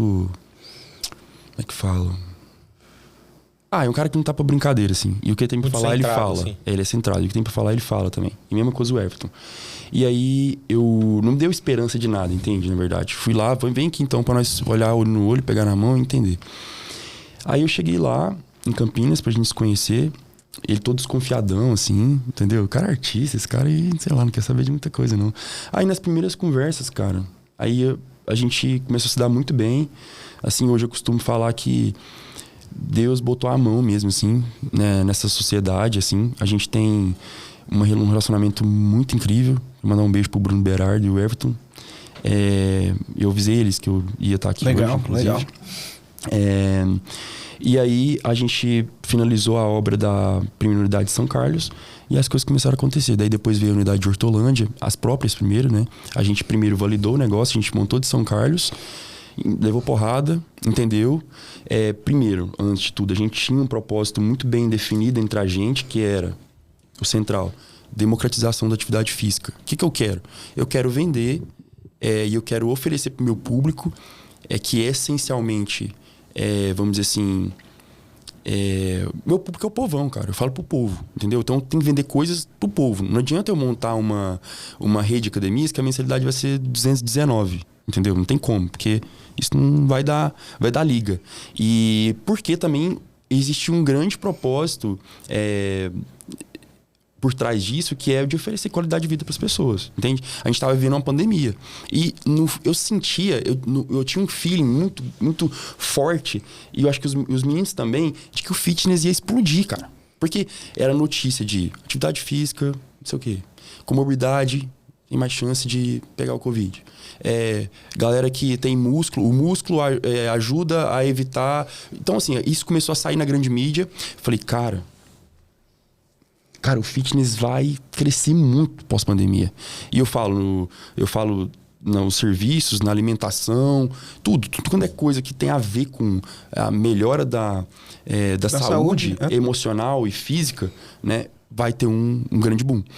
E isso também colaborou para eu poder tá ali e, vamos dizer assim, e entrar com os meninos, acreditar na Skyfit ali desde o primeiro momento e seguir com eles.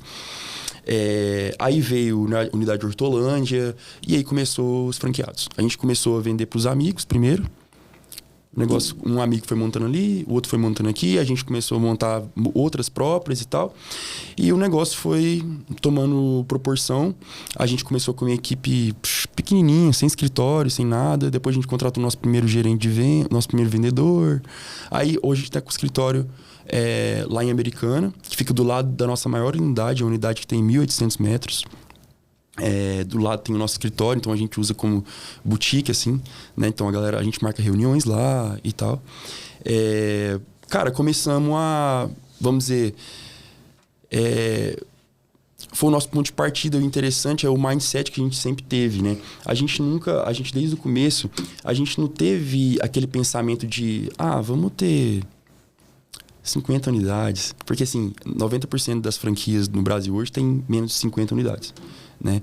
E a gente já botou o número de 100, 200, 300, 500. A gente não tinha pretensão de abrir algumas. Não, a gente tinha pretensão de dominar o mercado e realmente ser vamos dizer assim, oferecer o melhor custo-benefício do Brasil para as pessoas. Então, a nossa academia, ela tem um valor agregado muito bacana, é uma academia esteticamente linda, é uma academia que tem muito espaço, muito bem equipada e barata. A gente não muda o preço. R$ 89,90 a mensalidade, R$ 79,90 se você fecha o plano anual. E a gente faz várias promoções de inauguração, por exemplo. Toda inauguração, a gente faz R$ 39,90 para os 200 primeiros matriculados e depois, no primeiro mês, e depois R$ 89,90 no plano recorrente. A gente criou, isso tudo nas conversas que a gente teve entre os sócios, a gente teve várias ideias de diferenciação do que já tem no mercado. Por exemplo, a gente resolveu não cobrar do personal a taxa para poder levar o aluno lá para treinar. Era uma coisa que não fazia sentido na minha cabeça, né? Por exemplo, você cobrar uma taxa de R$300 do personal porque ele vai levar o aluno para treinar lá. Então a gente decidiu não cobrar a taxa. E o personal leva aluno pra caramba lá pra dentro. E entende? ele tá sempre cheio. Exato, isso é uma coisa também. Então a gente foi colocando ali vários diferenciais, né? Além do preço e além dessa coisa de ser um lugar, de ser uma marca que quer levar a saúde de verdade por um custo menor que cabe no bolso, né? E hoje a gente está com 152 unidades. 152 unidades vendidas. Vendidas de 2020 para cá. Isso. E a gente está com já 93 em funcionamento. E não tem uma região específica. Lógico, a gente começou no interior de São Paulo, então são muitas unidades no interior de São Paulo. Mas hoje a gente tem Manaus, a gente tem Rondônia, a gente tem Rio Grande do Sul, Santa Catarina, Minas Gerais, Recife, lá no Nordeste também, a gente tem João Pessoa. Então a gente está indo para tudo quanto é canto. E o meu trabalho, quando eu falo dessa relação que eu tenho com os meus sócios, é bom quando a gente tem sócios que você não precisa cobrar deles, fazer o papel deles, e nem eles precisam cobrar a gente. A gente já sabe o nosso lugar. E o meu lugar, desde o primeiro momento, eu percebi que era de humanizar a marca. Né? Eu falei, cara, o meu papel é do tipo... fazer com que essa marca, ela tenha um sorriso, ela tenha emoção, ela chegue numa unidade e pegue na mão do franqueado, ela converse com os alunos. Então é por isso que o meu trabalho é de visitar unidades. Eu vou em inauguração, eu chego de surpresa, você vê no meu perfil, é cheio de vídeo. Eu chego de surpresa nas unidades, entendeu? Para surpreender os alunos, converso com a galera. Aí a gente tem um canal no YouTube da Skyfit, eu gravo isso, registro, treino nas unidades. Então, assim, eu frequento a Skyfit.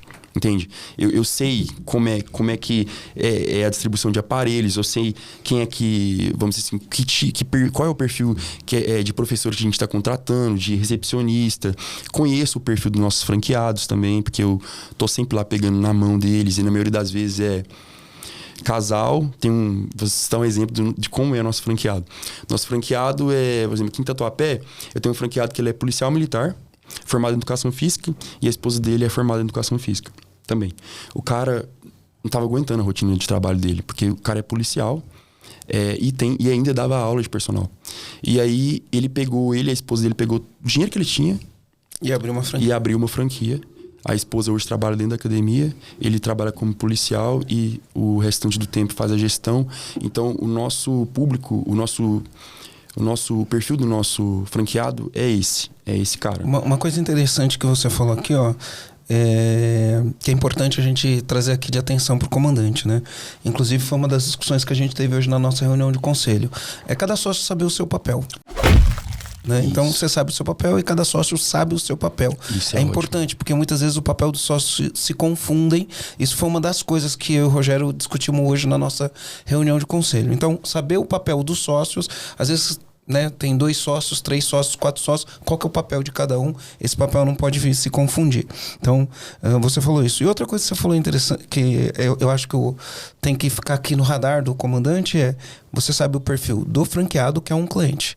Você sabe o perfil do teu funcionário, que é um outro cliente, né? E você sabe o perfil do teu cliente. Exato. Né? Então, você sabe os 3 perfis. Também. O perfil do aluno, né? Então, você tem o franqueado como um cliente, o aluno como um cliente e o funcionário que você tem que entender o perfil para poder trabalhar com as pessoas que estão conectadas com o propósito da marca. Uma das coisas que você falou aqui, ó, propósito bem definido, né? Muito bem definido. E você sabe o seu perfil, principalmente. Você percebeu isso, Marcelo? Olha só. Eu fui lá, eu queria olhar no olho do cara, eu peguei na mão do cara, eu consumo o produto. Ele sabe exatamente o papel, né? Você faz isso, e quando você conta é legal de ver. Porque dá pra sentir isso aí. Né? Eu vejo que o franqueado, ele vai lá, porque, primeiro, é um bom negócio, e porque, assim, é a academia do Lucas Luco. Virou a marca, isso, marca. É a academia do Lucas Luco. Entende? Então, isso... Cara, é tão legal quando visita as unidades. O franqueado, ele se sente abraçado. Os alunos botam muito mais fé, entendeu? Tipo, caramba... o cara treina mesmo na academia. Mesmo, o cara vai mesmo. O cara não é... Eu falei assim, e cara... você não chega lá e levanta o pezinho eu falei, uma coisa que eu não quero ser é garoto propaganda. Entendeu? Isso é muito superficial. Sabe? Eu quero... É muito mais profundo do que isso, sabe? É uma coisa muito mais profunda. Hoje eu sei que, caramba, a gente tem muito idoso nas nossas unidades. E eles treinam de 1 até as 4 da tarde, entende? Então a gente começou a criar ambientes específicos para esse público. A gente divide a academia em 3 partes. Área de máquinas, área de peso livre. Aí a gente tem o Sky Cardio, que é onde a gente coloca as esteiras, bicicletas e tudo que é ergométrico. E a gente tem o Skybox, que é um lugar onde o pessoal faz treino funcional, mais voltado pro CrossFit ali. E tem o Skydance, que é uma sala de treino coletivo. Fit dance, aula de dança, aula de ginástica, então, que agrada muito esse público da terceira idade. E eu tô vendo também, percebi também uma chegada de muitos jovens de 13 a 15 anos, tem frequentado muito a academia, assim. Está sendo muito popularizado por esse público também. Então, assim, eu sei quem é que tá indo lá. Entendeu? Eu tô ligado. E eu tenho um compromisso, que é o compromisso de encher o copo. Porque eu enchi no copo aqui, seja da maneira que for. Seja postando. Eu vou encher o meu aqui. Seja postando um Reels desse, seja, sabe, falando da Skyfit aqui nesse podcast. Isso aqui vai reverberar pra nossa marca. Isso aqui que eu tô fazendo é bom para todo mundo, é bom para os nossos franqueados. E eles têm essa noção, sabe? Então, e eu tenho o meu papel muito bem definido, não só na Sky, mas também nas outras marcas, que é praticamente a mesma... Cara, deixa eu aproveitar e fazer... Tá coçando a língua aqui, tem tanta coisa ainda pra falar, eu tô dando uma olhada. Tá tão bom esse papo. Mas fala um pouquinho, do ponto de vista, o CPF Lucas Luco, né? Você tem uma baita de uma rotina aí, então... Você contou tudo isso que você faz aqui. Então tem a música, tem os shows, tem as empresas, que não é só a Skyfit, você tem outros negócios, né? Sim. Homens é outra marca, né? Hoje eu tenho a Homens, né? A Homens é uma clínica de estética 100% masculina. Ela tem um fundador, que é o Luiz, ele é de Uberaba, interior de Minas Gerais. O cara criou há 4 anos uma clínica dedicada a homem, resumidamente, porque ele viu que existe uma dor que é a vergonha que o homem tem de falar de estética, de fazer procedimentos estéticos fazer e botox, principalmente de ir numa clínica que é essencialmente feminina para poder fazer um botox. O cara não quer ninguém ver ele lá, cara. Lá em Florianópolis, a clínica de Florianópolis, ela é do lado do nosso prédio, né, Rogério? A gente sai para ir trabalhar porque a gente vai trabalhar a pé. É uma coisa legal de Florianópolis, a gente mora muito perto do escritório e a gente vai trabalhar a pé, pega sol, vê a beira-mar. E no nosso caminho, a gente passa bem na frente da clínica Homens de Florianópolis, na rua que legal, velho.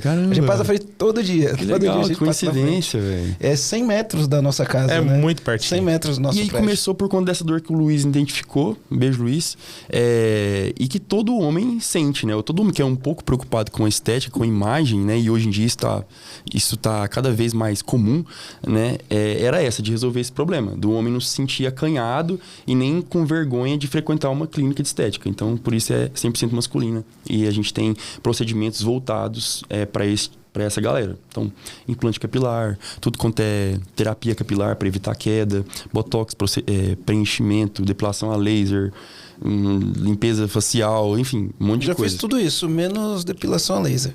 Já fiz um implante. Eu fiz implante também. Eu tô fazendo a depilação, mas tô indo numa clínica feminina. Eu não sabia que na Homens tinha depilação. Tem, pô, tá vendo? Aí, ó, fiquei sabendo agora. Você sentiria melhor? Pô, é mais confortável. Mas, ó... É bem mais confortável. Mas deixa eu falar uma coisa aqui, então... eu não sei... Isso sou eu, tá? A gente tem que ver o impacto disso todo mundo. Quando eu vejo Homens, eu penso que ou é uma clínica de fertilidade, ou... Para ejaculação precoce, esse tipo de coisa. A gente tem um amigo que tem uma clínica dessa. Tem uma clínica dessa. A gente, lá dentre todos os serviços, a gente também tem o serviço de, por exemplo, alinhamento dentário, sabe? Para colocar a placa e tudo.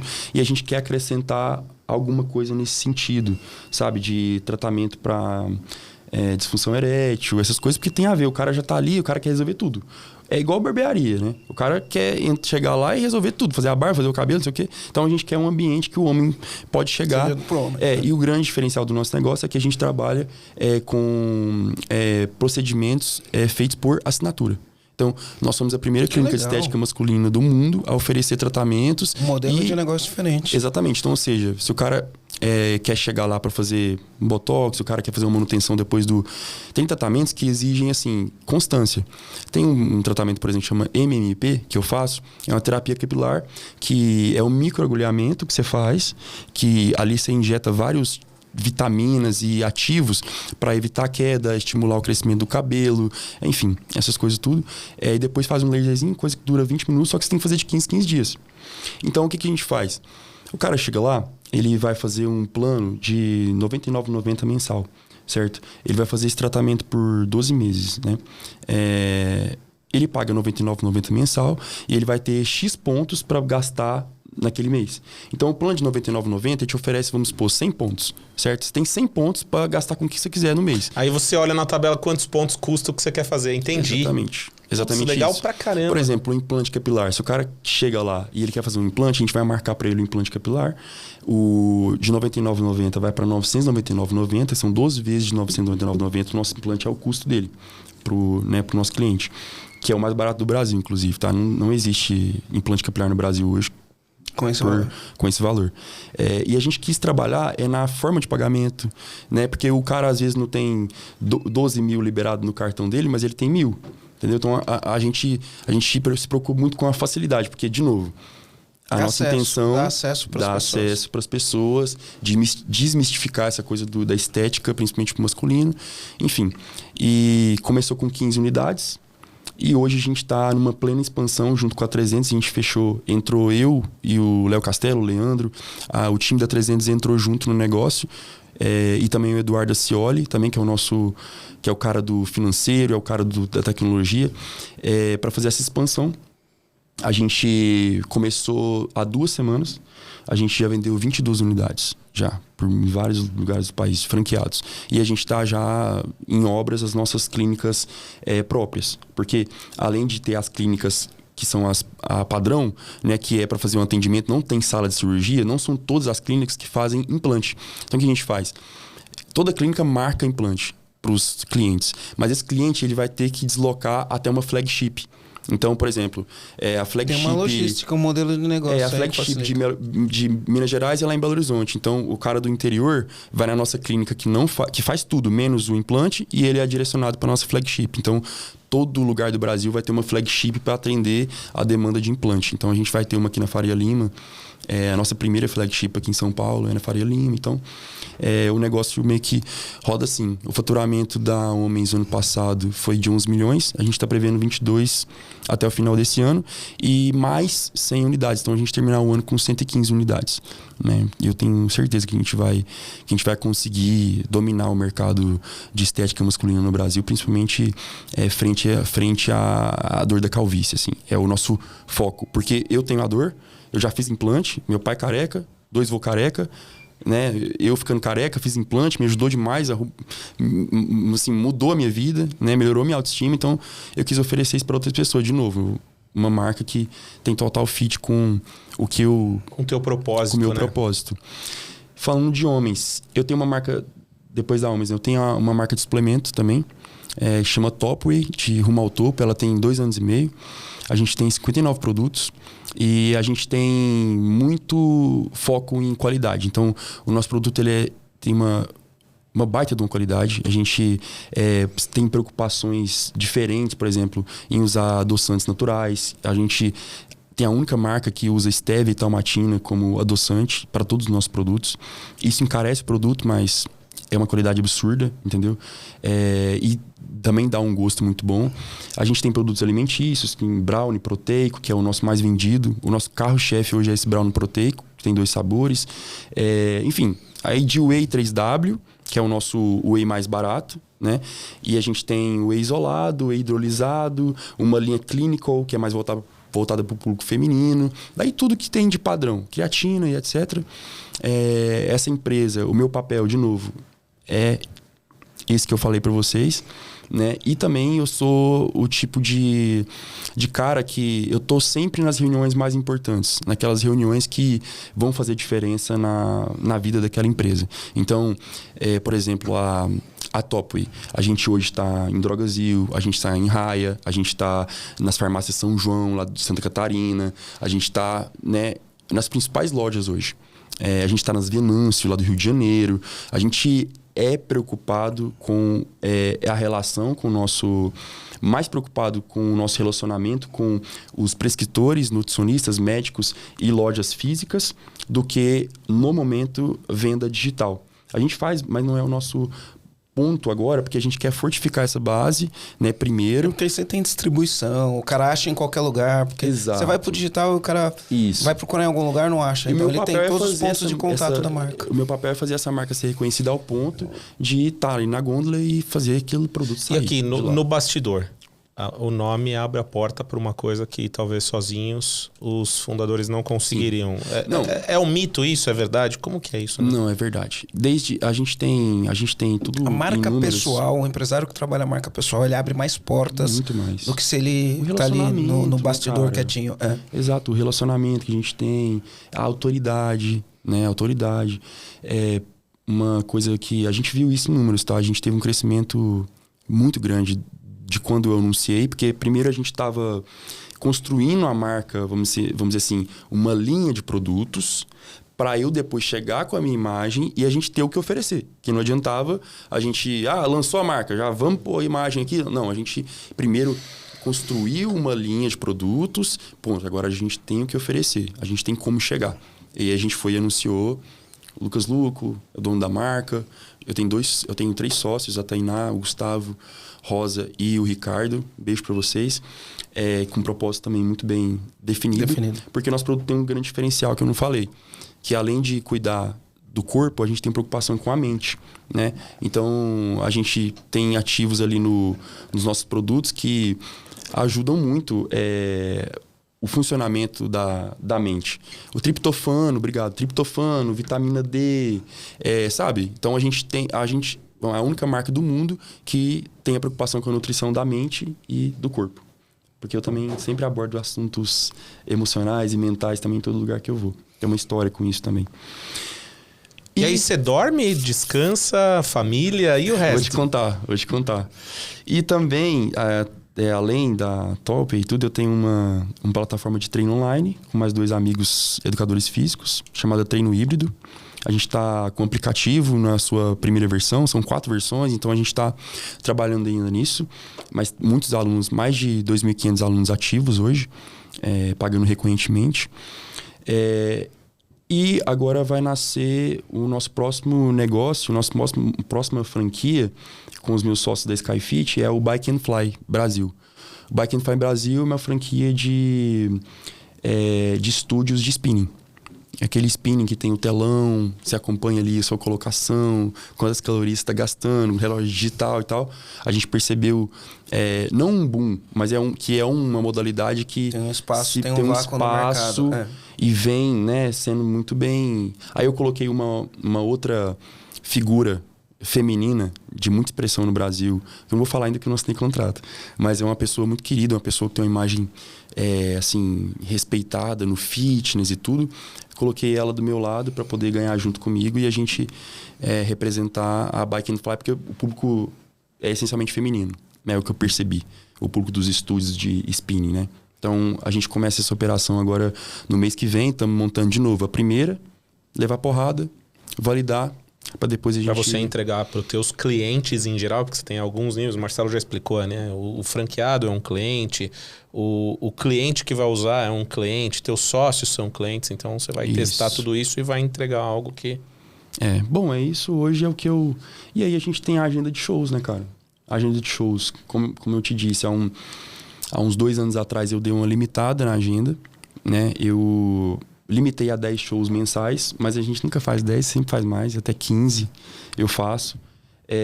Por quê? Vou falar, mas por que você, né, ainda... Mas hoje a gente tem a oportunidade, igual eu te falei, tem a... Tá levando o nome, tá aumentando a exposição da marca, tá atingindo o público. Também, cara, né, velho? É uma coisa que eu amo demais fazer. Eu não me vejo sem o palco, assim, sabe? Ainda. Pode ser que daqui a um tempo, né?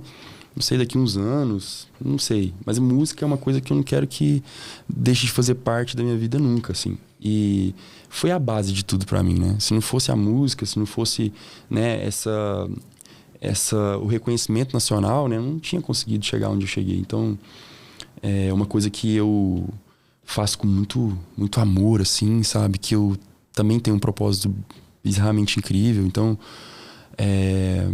o pessoal, mas você ainda faz show? Sim, mas hoje, pelo menos, eu tenho a oportunidade de falar não. Entende? Se não for interessante de fazer. Mas eu não deixo de viajar. Todo final de semana, igual eu te falei, sexta e sábado, daqui até o meio do ano que vem, não tem mais. Só todo final de semana, sexta e sábado comprometido com os shows. Exato. Uau.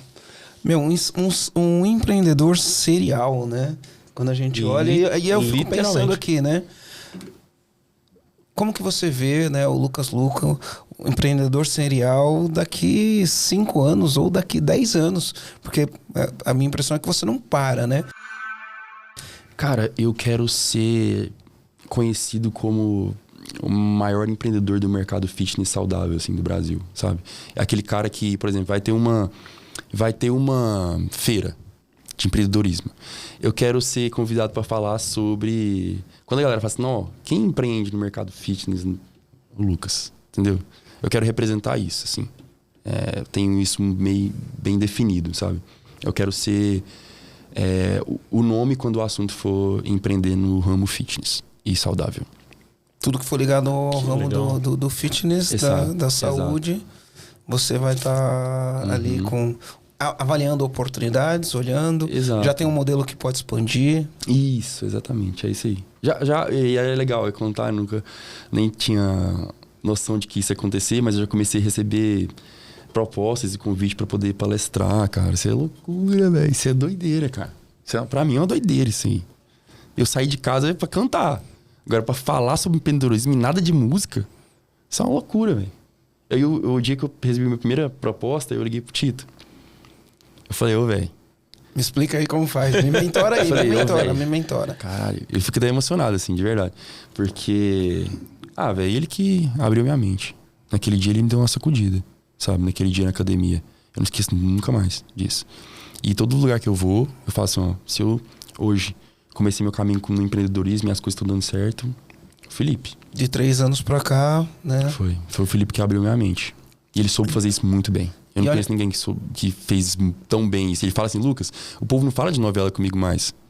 Pô, fala de negócio comigo. Eu falei, caramba. E uma coisa interessante que a gente volta para aquele ponto do início, né? O ambiente sempre vence. Mas não é só o ambiente. O ambiente sempre vence, mas a gente tem a questão do networking, né? Esses dias eu estava assistindo a live de um amigo meu e ele estava falando da importância do networking. Ele falou, o primeiro negócio de R$1 milhão que eu fechei foi por conta do meu networking. Eu conheci uma pessoa, né? Eu tinha um amigo, a gente estava junto num café, tomando café. Chegou uma pessoa que ele conhecia, fez a ponte e aí saiu o meu primeiro negócio de R$1 milhão de reais. E a gente tem uma história dessa na nossa empresa, que a gente tem um cliente que é um grande banco brasileiro, nosso cliente, sei lá, quase 20 anos, que é cliente nosso, e foi por conta de uma amizade. A gente tinha um amigo que o pai dele tinha trabalhado nessa empresa, era diretor, muito bem relacionado. O pai dele fez a ponte, né? A gente entrou e eu acho que se a gente for somar o acumulado de faturamento para essa empresa, como é uma grande empresa, tem várias empresas dentro dessa, né? Se eu for somar o acumulado aí, eu acho que foi mais de 150 milhões de reais. Caramba. Não diria 150, mas uns 100 milhões de reais 100 milhões foi. De faturamento nos últimos 15 anos. Ou nos últimos... nos últimos 15, 18 anos, né? E às vezes a gente não tem tempo no dia a dia, na correria, para estreitar os relacionamentos com as pessoas que abrem a porta, né? E aí, às vezes, esse é um ativo intangível que muitas vezes a gente tem e não aproveita dele da maneira como deve aproveitar. Então, por exemplo... ativo esse... Isso. Desculpa te cortar, mas ativo esse que fez a gente ter a grata oportunidade de sentar à mesa aqui contigo hoje e poder... tô arrepiado de falar, cara, e poder ter a oportunidade de conhecer, saber o que você faz.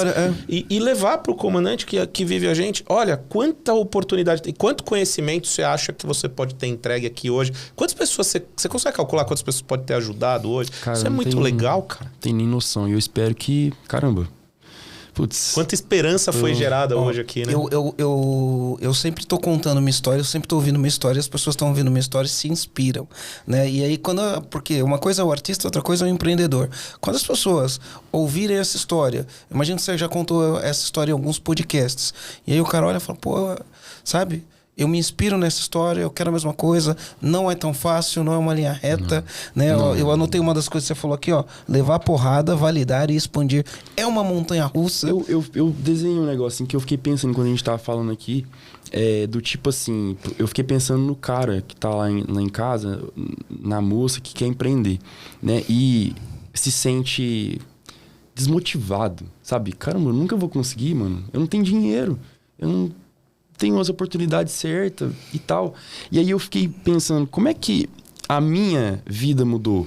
Né? Assim, como é que aconteceu, na verdade? Porque, pra mim, a gente é o que é de acordo com a qualidade do nosso pensamento, certo? Pra mim, o pensamento é que constrói a nossa realidade. É ele que vai construir a nossa realidade um dia. E isso é comprovado cientificamente. É comprovado. O colapso da função de onda, que chama isso. Aí, eu pensei aqui, a pessoa tá na inércia, certo? Aí aqui tem... Caramba, o desespero, aqui a falta de esperança, né? O pensamento de que... O pensamento negativo, né? O pensamento de que a gente não vai conseguir chegar a lugar nenhum. Medo e tal. A partir do momento que essa pessoa ela sai da inércia e começa a movimentar, mesmo sem direção... Você não tem direção, mas você está movimentando, cara. Você está procurando um lugar. Sabe? Você tá procurando, conhecendo pessoas, conhecendo outros tipos de negócio. Pode ser que você até pense assim, caramba, esse trem não vai servir pra nada. Que eu não tenho propósito com isso, eu não tenho direção, mas, velho, isso faz parte. Por quê? Depois que você... Sempre quando a gente começa a movimentar, as coisas vão surgindo, cara. O movimento, pra mim, do tipo assim... O que é o movimento pra mim? Cara, é o networking. Mesmo que não seja com as pessoas... Não tem como você fazer um networking. Eu já vim aqui e ia querer conhecer... Caramba, os meninos aqui do EAG. Não tem jeito, né? Mas você já começa a fazer um networking regional e tal. E correr atrás, vamos dizer assim... De encontrar o seu lugar, né? Encontrar o seu lugar. Porque isso... vai te dar mais coragem. E com o movimento, porque no movimento vão começar a surgir coisas boas, certo? Vai começar a surgir os acertos e tudo mais. E esses acertos, eles vão começar a... Vão ter muitos erros também, mas esses acertos, eles vão começar a modificar a qualidade do seu pensamento. Caramba, eu tive aquele acerto ali, cara. Caramba, o cara já começa a visualizar o sucesso em alguma área, mesmo que pequeno. E de acerto em acerto... E lógico, com os erros, aprendendo com os erros também, a pessoa já vai se sentindo pronta e tendo uma visualização mais clara de onde ela quer chegar. Porque isso, cara, vou falar pra você, não é quando você tá lá no começo de tudo que você já vai ter uma noção de que eu vou ser isso. Não, cara, é um processo, entendeu? Até você ter... um pensamento positivo e começar a visualizar onde você quer estar daqui a uns anos, isso aí demanda um tempo, demanda a mexida, demanda esse movimento, entendeu? Porque, aqui, ó, foi o que eu escrevi. Com esses pequenos acertos e com esses erros, e aprendendo com esses erros, você vai se sentindo mais pronto, mais confiante, e aí é uma bola de neve. É uma bola de neve, entende? Eu anotei todo esse teu raciocínio aqui. Aí isso aqui me lembrou de algumas frases, né? Que a gente usa. Então, a gente fala que a ação cura o medo. Então, tá com medo de alguma coisa... Ação. É o movimento que você falou. A ação cura o medo. Né? Você curou o medo, você tem o quê? A coragem, que foi o que você falou. E aí você falou uma coisa interessante, é que a gente não sabe o caminho final. Né? Eu gosto de falar nos nossos treinamentos, quando a gente vai treinar os empresários, eu falo assim, ó, a visão, ela é mutável. O propósito não. O propósito, a missão não é mutável. Esse daí é fixo. Cara, eu tenho esse propósito. Então você tem que ter um propósito definido. Isso. E você falou bastante do propósito definido. E propósito não tem nada a ver com comprar casa e carro, não, viu, gente? Não. Não é isso, isso né? daí são coisas que a gente acrescenta na nossa vida. Mais profundo que isso, né? Então, a missão e o propósito, ele não muda. Continua o mesmo. A visão é imutável. Por quê? Porque imagina que eu saio de São Paulo para ir até o Rio de Janeiro. Né? Eu sei que o meu destino é Rio de Janeiro. Mas conforme eu pego a estrada, eu não enxergo de São Paulo até o Rio de Janeiro. E conforme eu vou andando, a cada, sei lá, se eu estiver indo à noite e estiver escuro, o meu farol vai iluminar 100 metros. Isso. Mas a cada 100 metros que eu ando, ele ilumina mais 100. Isso. Então, eu vou enxergando as coisas conforme eu me ponho em movimento. É isso mesmo, cara. Então eu me ponho em movimento, eu começo a enxergar as coisas, né? E aí quando eu vou ver, às vezes eu cheguei no Rio, mas quando eu chego no Rio eu falo, cara, dá pra eu ir pra Paris. Exato. Entendeu? E aí a gente vai construindo isso ao longo da vida. O negócio do farol foi foda, assim, mas a gente tem que ter essa visão do ponto de partida, sabe? O primeiro ponto de partida a gente tem que olhar pra ele e falar, vou atrás disso. E aí no meio do caminho vai acontecendo as coisas. Isso. E eu falo assim, repetindo, né? É muito importante, pode ser que você não tenha isso agora, mas, cara, é muito importante você se visualizar sempre, antes de dormir, nos momentos do dia a dia, se visualizar nos lugares que você quer estar, na companhia das pessoas e tipo de ambiente que você quer estar. Você se visualizar ali. Porque eu sou a prova viva de que isso realmente acontece, cara. Tudo que eu tô vivendo hoje foi desenhado no meu pensamento. E tudo que eu vou viver daqui a um tempo tá desenhado aqui já. Eu tenho um propósito gigantesco de ser bilionário. E eu já sou bilionário na minha cabeça. Entende? Eu penso nisso o tempo todo. O tempo todo. Essa coisa de ser um empreendedor que vai representar ali o fitness, o saudável, já é uma coisa que tá aqui. Entende? Eu posto coisas no TikTok e aí um comentário tava assim: esse cara ainda vai ser o maior empreendedor do ramo fitness. caralho, eu falei... Ecoou, já ecoou? Eu falei, é isso, cara. É exatamente isso. Então, só falando da importância de acreditar nisso. E não se deixar, vamos dizer assim, mas não tem esse tipo de pensamento. Agora não, mas é igual você falou. Vai iluminando 100 metros, vai iluminando, 100 metros. Que daqui a pouco você vai ter uma qualidade bem melhor, né? Que legal, agora vai chegando aquela hora, né? Agora é a hora que, se a gente tivesse plateia aqui, eles iam falar... foda. Mas antes da gente acabar, Lucas, é o seguinte, a gente tem um processinho para finalizar aqui, que a gente dá um comando pro comandante. O que é o comando, né? A gente dá uma sacada para ele, alguma coisa que durante o processo do podcast que te chamou a atenção e você quer deixar esse recado pro comandante, a gente vai fazer isso. Então, todos nós aqui vamos dar uma sacada. Mas antes da gente começar com a sacada, começa com o Marcelo. Dá tempo de você pensar na sua aí com calma, você fez uns desenhos. E antes de eu falar a minha, tem algum... Tem um recadinho, tem um recadinho aqui. Então, antes de passar os comandos desse episódio aqui, para quem tá ouvindo a gente aqui, eu tenho um recado para vocês aqui, ó. Para o comandante que está ouvindo a gente, quer receber um diagnóstico 360 da empresa, é um diagnóstico feito com muito preparo, muito carinho, muito capricho, para você poder ter uma visão 360 de como está a sua empresa. Então, eu vou explicar para você o que você tem que fazer, comandante. Se você estiver vendo ou ouvindo, agora o Spotify dá para ver também, né? Se você estiver ouvindo a gente pelo Spotify, lá nos comentários, lá no campo do vídeo na descrição do vídeo do Spotify, vai ter um link. Você vai clicar no link, vai abrir lá um chat. Você vai digitar EAG no chat. Aí, quando você digitar EAG, você vai ser guiado para o que você tem que fazer para poder ter esse diagnóstico. E se você estiver vendo a gente pelo YouTube, se você estiver vendo no computador, na TV, vai ter um QR Code aí. Só você fotografar o QR Code, vai te levar também para um chatzinho. Você escreve EAG e aí ele vai te mostrar qual que é o caminho que você tem que fazer. E se você estiver vendo pelo YouTube no celular, mesmo processo. Ali no chatzinho vai ter... Na descrição do vídeo tem o link. Você clica no link, vai abrir o chat, você digita EAG, ele vai te encaminhar para o processo do diagnóstico. Então, a gente espera que vocês cliquem lá, façam o diagnóstico da empresa de vocês vão entender como que a empresa está e o que o EAG pode fazer para ajudar você nesse problema aí. Certo, meu fã? Certo. Então, vamos lá, né? Então, das coisas que eu peguei, a importância do networking, né? É fundamental na carreira. O ambiente sempre vence. Aí, uma das coisas que eu peguei aqui, né? Quando ele começou lá na Calvin Klein, ele já tinha aquele mindset do bater meta, né? Então, todo mês ele batia a meta dele, né? Ir pro lugar certo. Quando ele foi para Goiânia, ele falou: preciso ir para Goiânia porque lá é o lugar. Ele foi pro lugar certo, né? Qual o lugar certo que você tá precisando frequentar? E aí, aqui para mim, de tudo que mais pegou é um propósito bem definido. Qual que é o propósito que você tem? É muito bem definido o propósito. Saber o papel dos sócios também. E aí eu vou finalizar, porque senão eu vou tirar todos os comandos de todo mundo, né? O meu já foi. Então, ó, ele falou: a gente é o que a gente é o que é de acordo com a qualidade dos nossos pensamentos. Show de bola. Agora, você? Meu, tem muitas coisas que você falou aqui que mexeu comigo. Eu vou falar só duas coisas aqui, né? Primeiro, a humildade.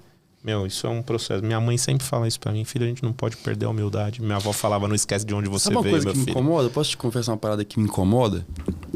Me incomoda, assim, de uma forma que eu não sei explicar. Não pra ruim, mas me incomoda, me deixa com vergonha, assim, de verdade. Igual chegou aqui, aí você falou: velho, parabéns, é muito simples. Isso também me incomoda um pouco, sabia? Tipo, parabéns, você é muito humilde. Esse negócio de parabenizar, a gente não tinha que ser parabenizado, né? É o mínimo, né? É o básico. Tipo assim, quando a pessoa fala parabéns, eu me sinto meio...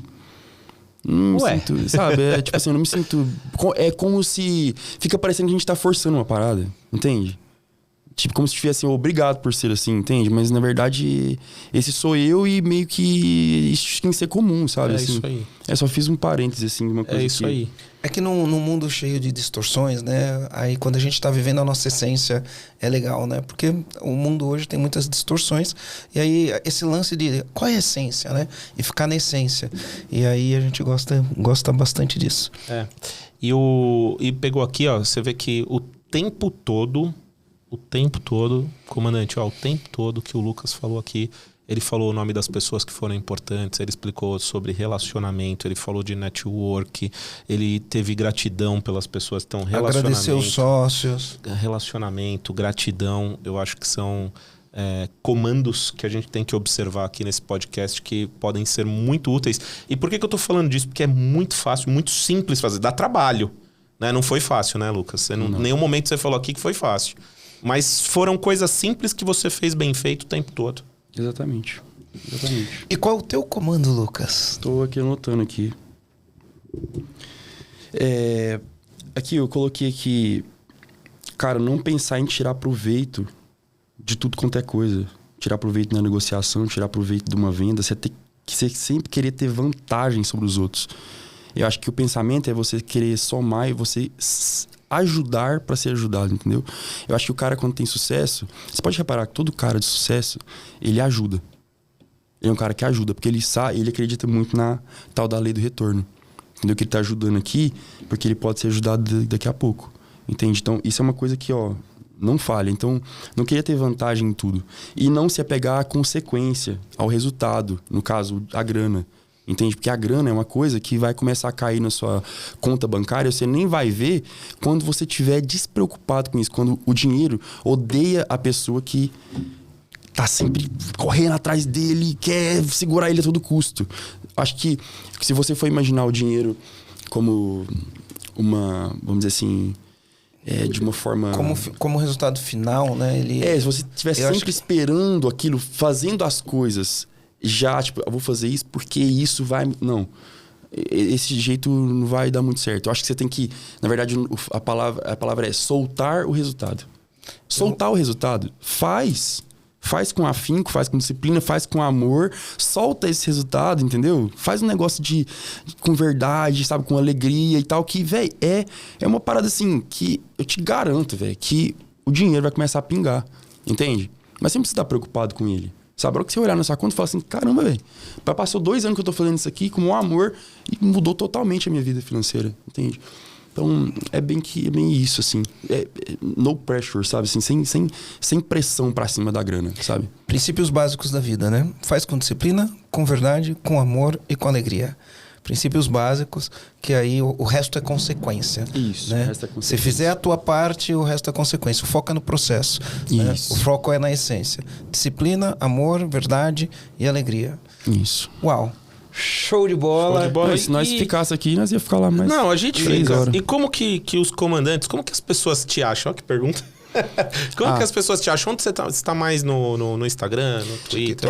Eu tenho... O meu Instagram é o @lucasluco, o Luco com 2 Cs.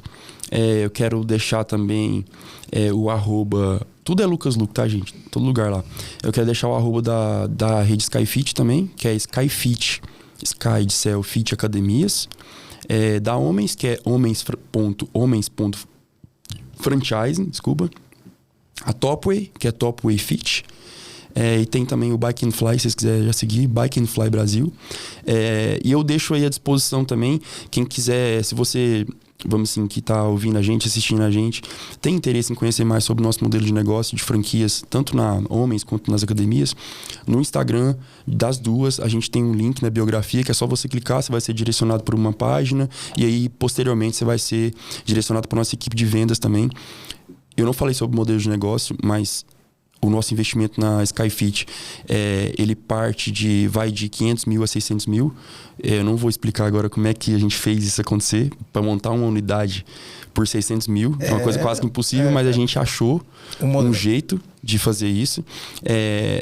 A Homens, a nossa clínica de estética, sem ser a flagship, a gente tem um investimento ali que vai até 240 mil reais. Enfim, então... Se você tiver interesse. E eu vou deixar também um cupom de desconto para quem quiser comprar suplemento lá no site. Vamos deixar no link. Vamos deixar no link e fala aqui agora. Beleza, é www.topwayfit.com.br. Eu vou deixar um cupom de desconto de 25% que eu vou pedir para fazer ali. Especial para o programa EAG. Para os clientes que entrarem lá e comprar qualquer suplemento, vou dar 25%. O que o cara tem que escrever no cupom? Escreve Lucas EAG. Lucas EAG. Lucas EAG. Isso. Muito bem. Lucas EAG, tudo A gente junto. vai deixar tudo explicadinho aqui na descrição do vídeo. Muito bom. Então é isso. 25% de desconto, cuida da saúde física e da mente. Sim. Show de bola. E o comandante, né? Se o comandante gostou aqui desse podcast aí, se deixa você acha like. que a gente trouxe, deixa um like Compartilha. aqui pra gente. Compartilha com os esse amigos. vídeo. Tamo junto. Meu, foi demais. Show de bola, cara. Muito obrigado. Valeu demais, cara. Muita satisfação pra vocês. Deus abençoe demais aí a trajetória. Pra mim é muito importante estar aqui, tá? De verdade. Então, agradeço muito a oportunidade por estar me conectando com o público de vocês, tá? Muito importante pra mim. Obrigado. Legal, show de bola. Então é isso aí. Valeu, comandante. Valeu, comandante. Valeu, comandante.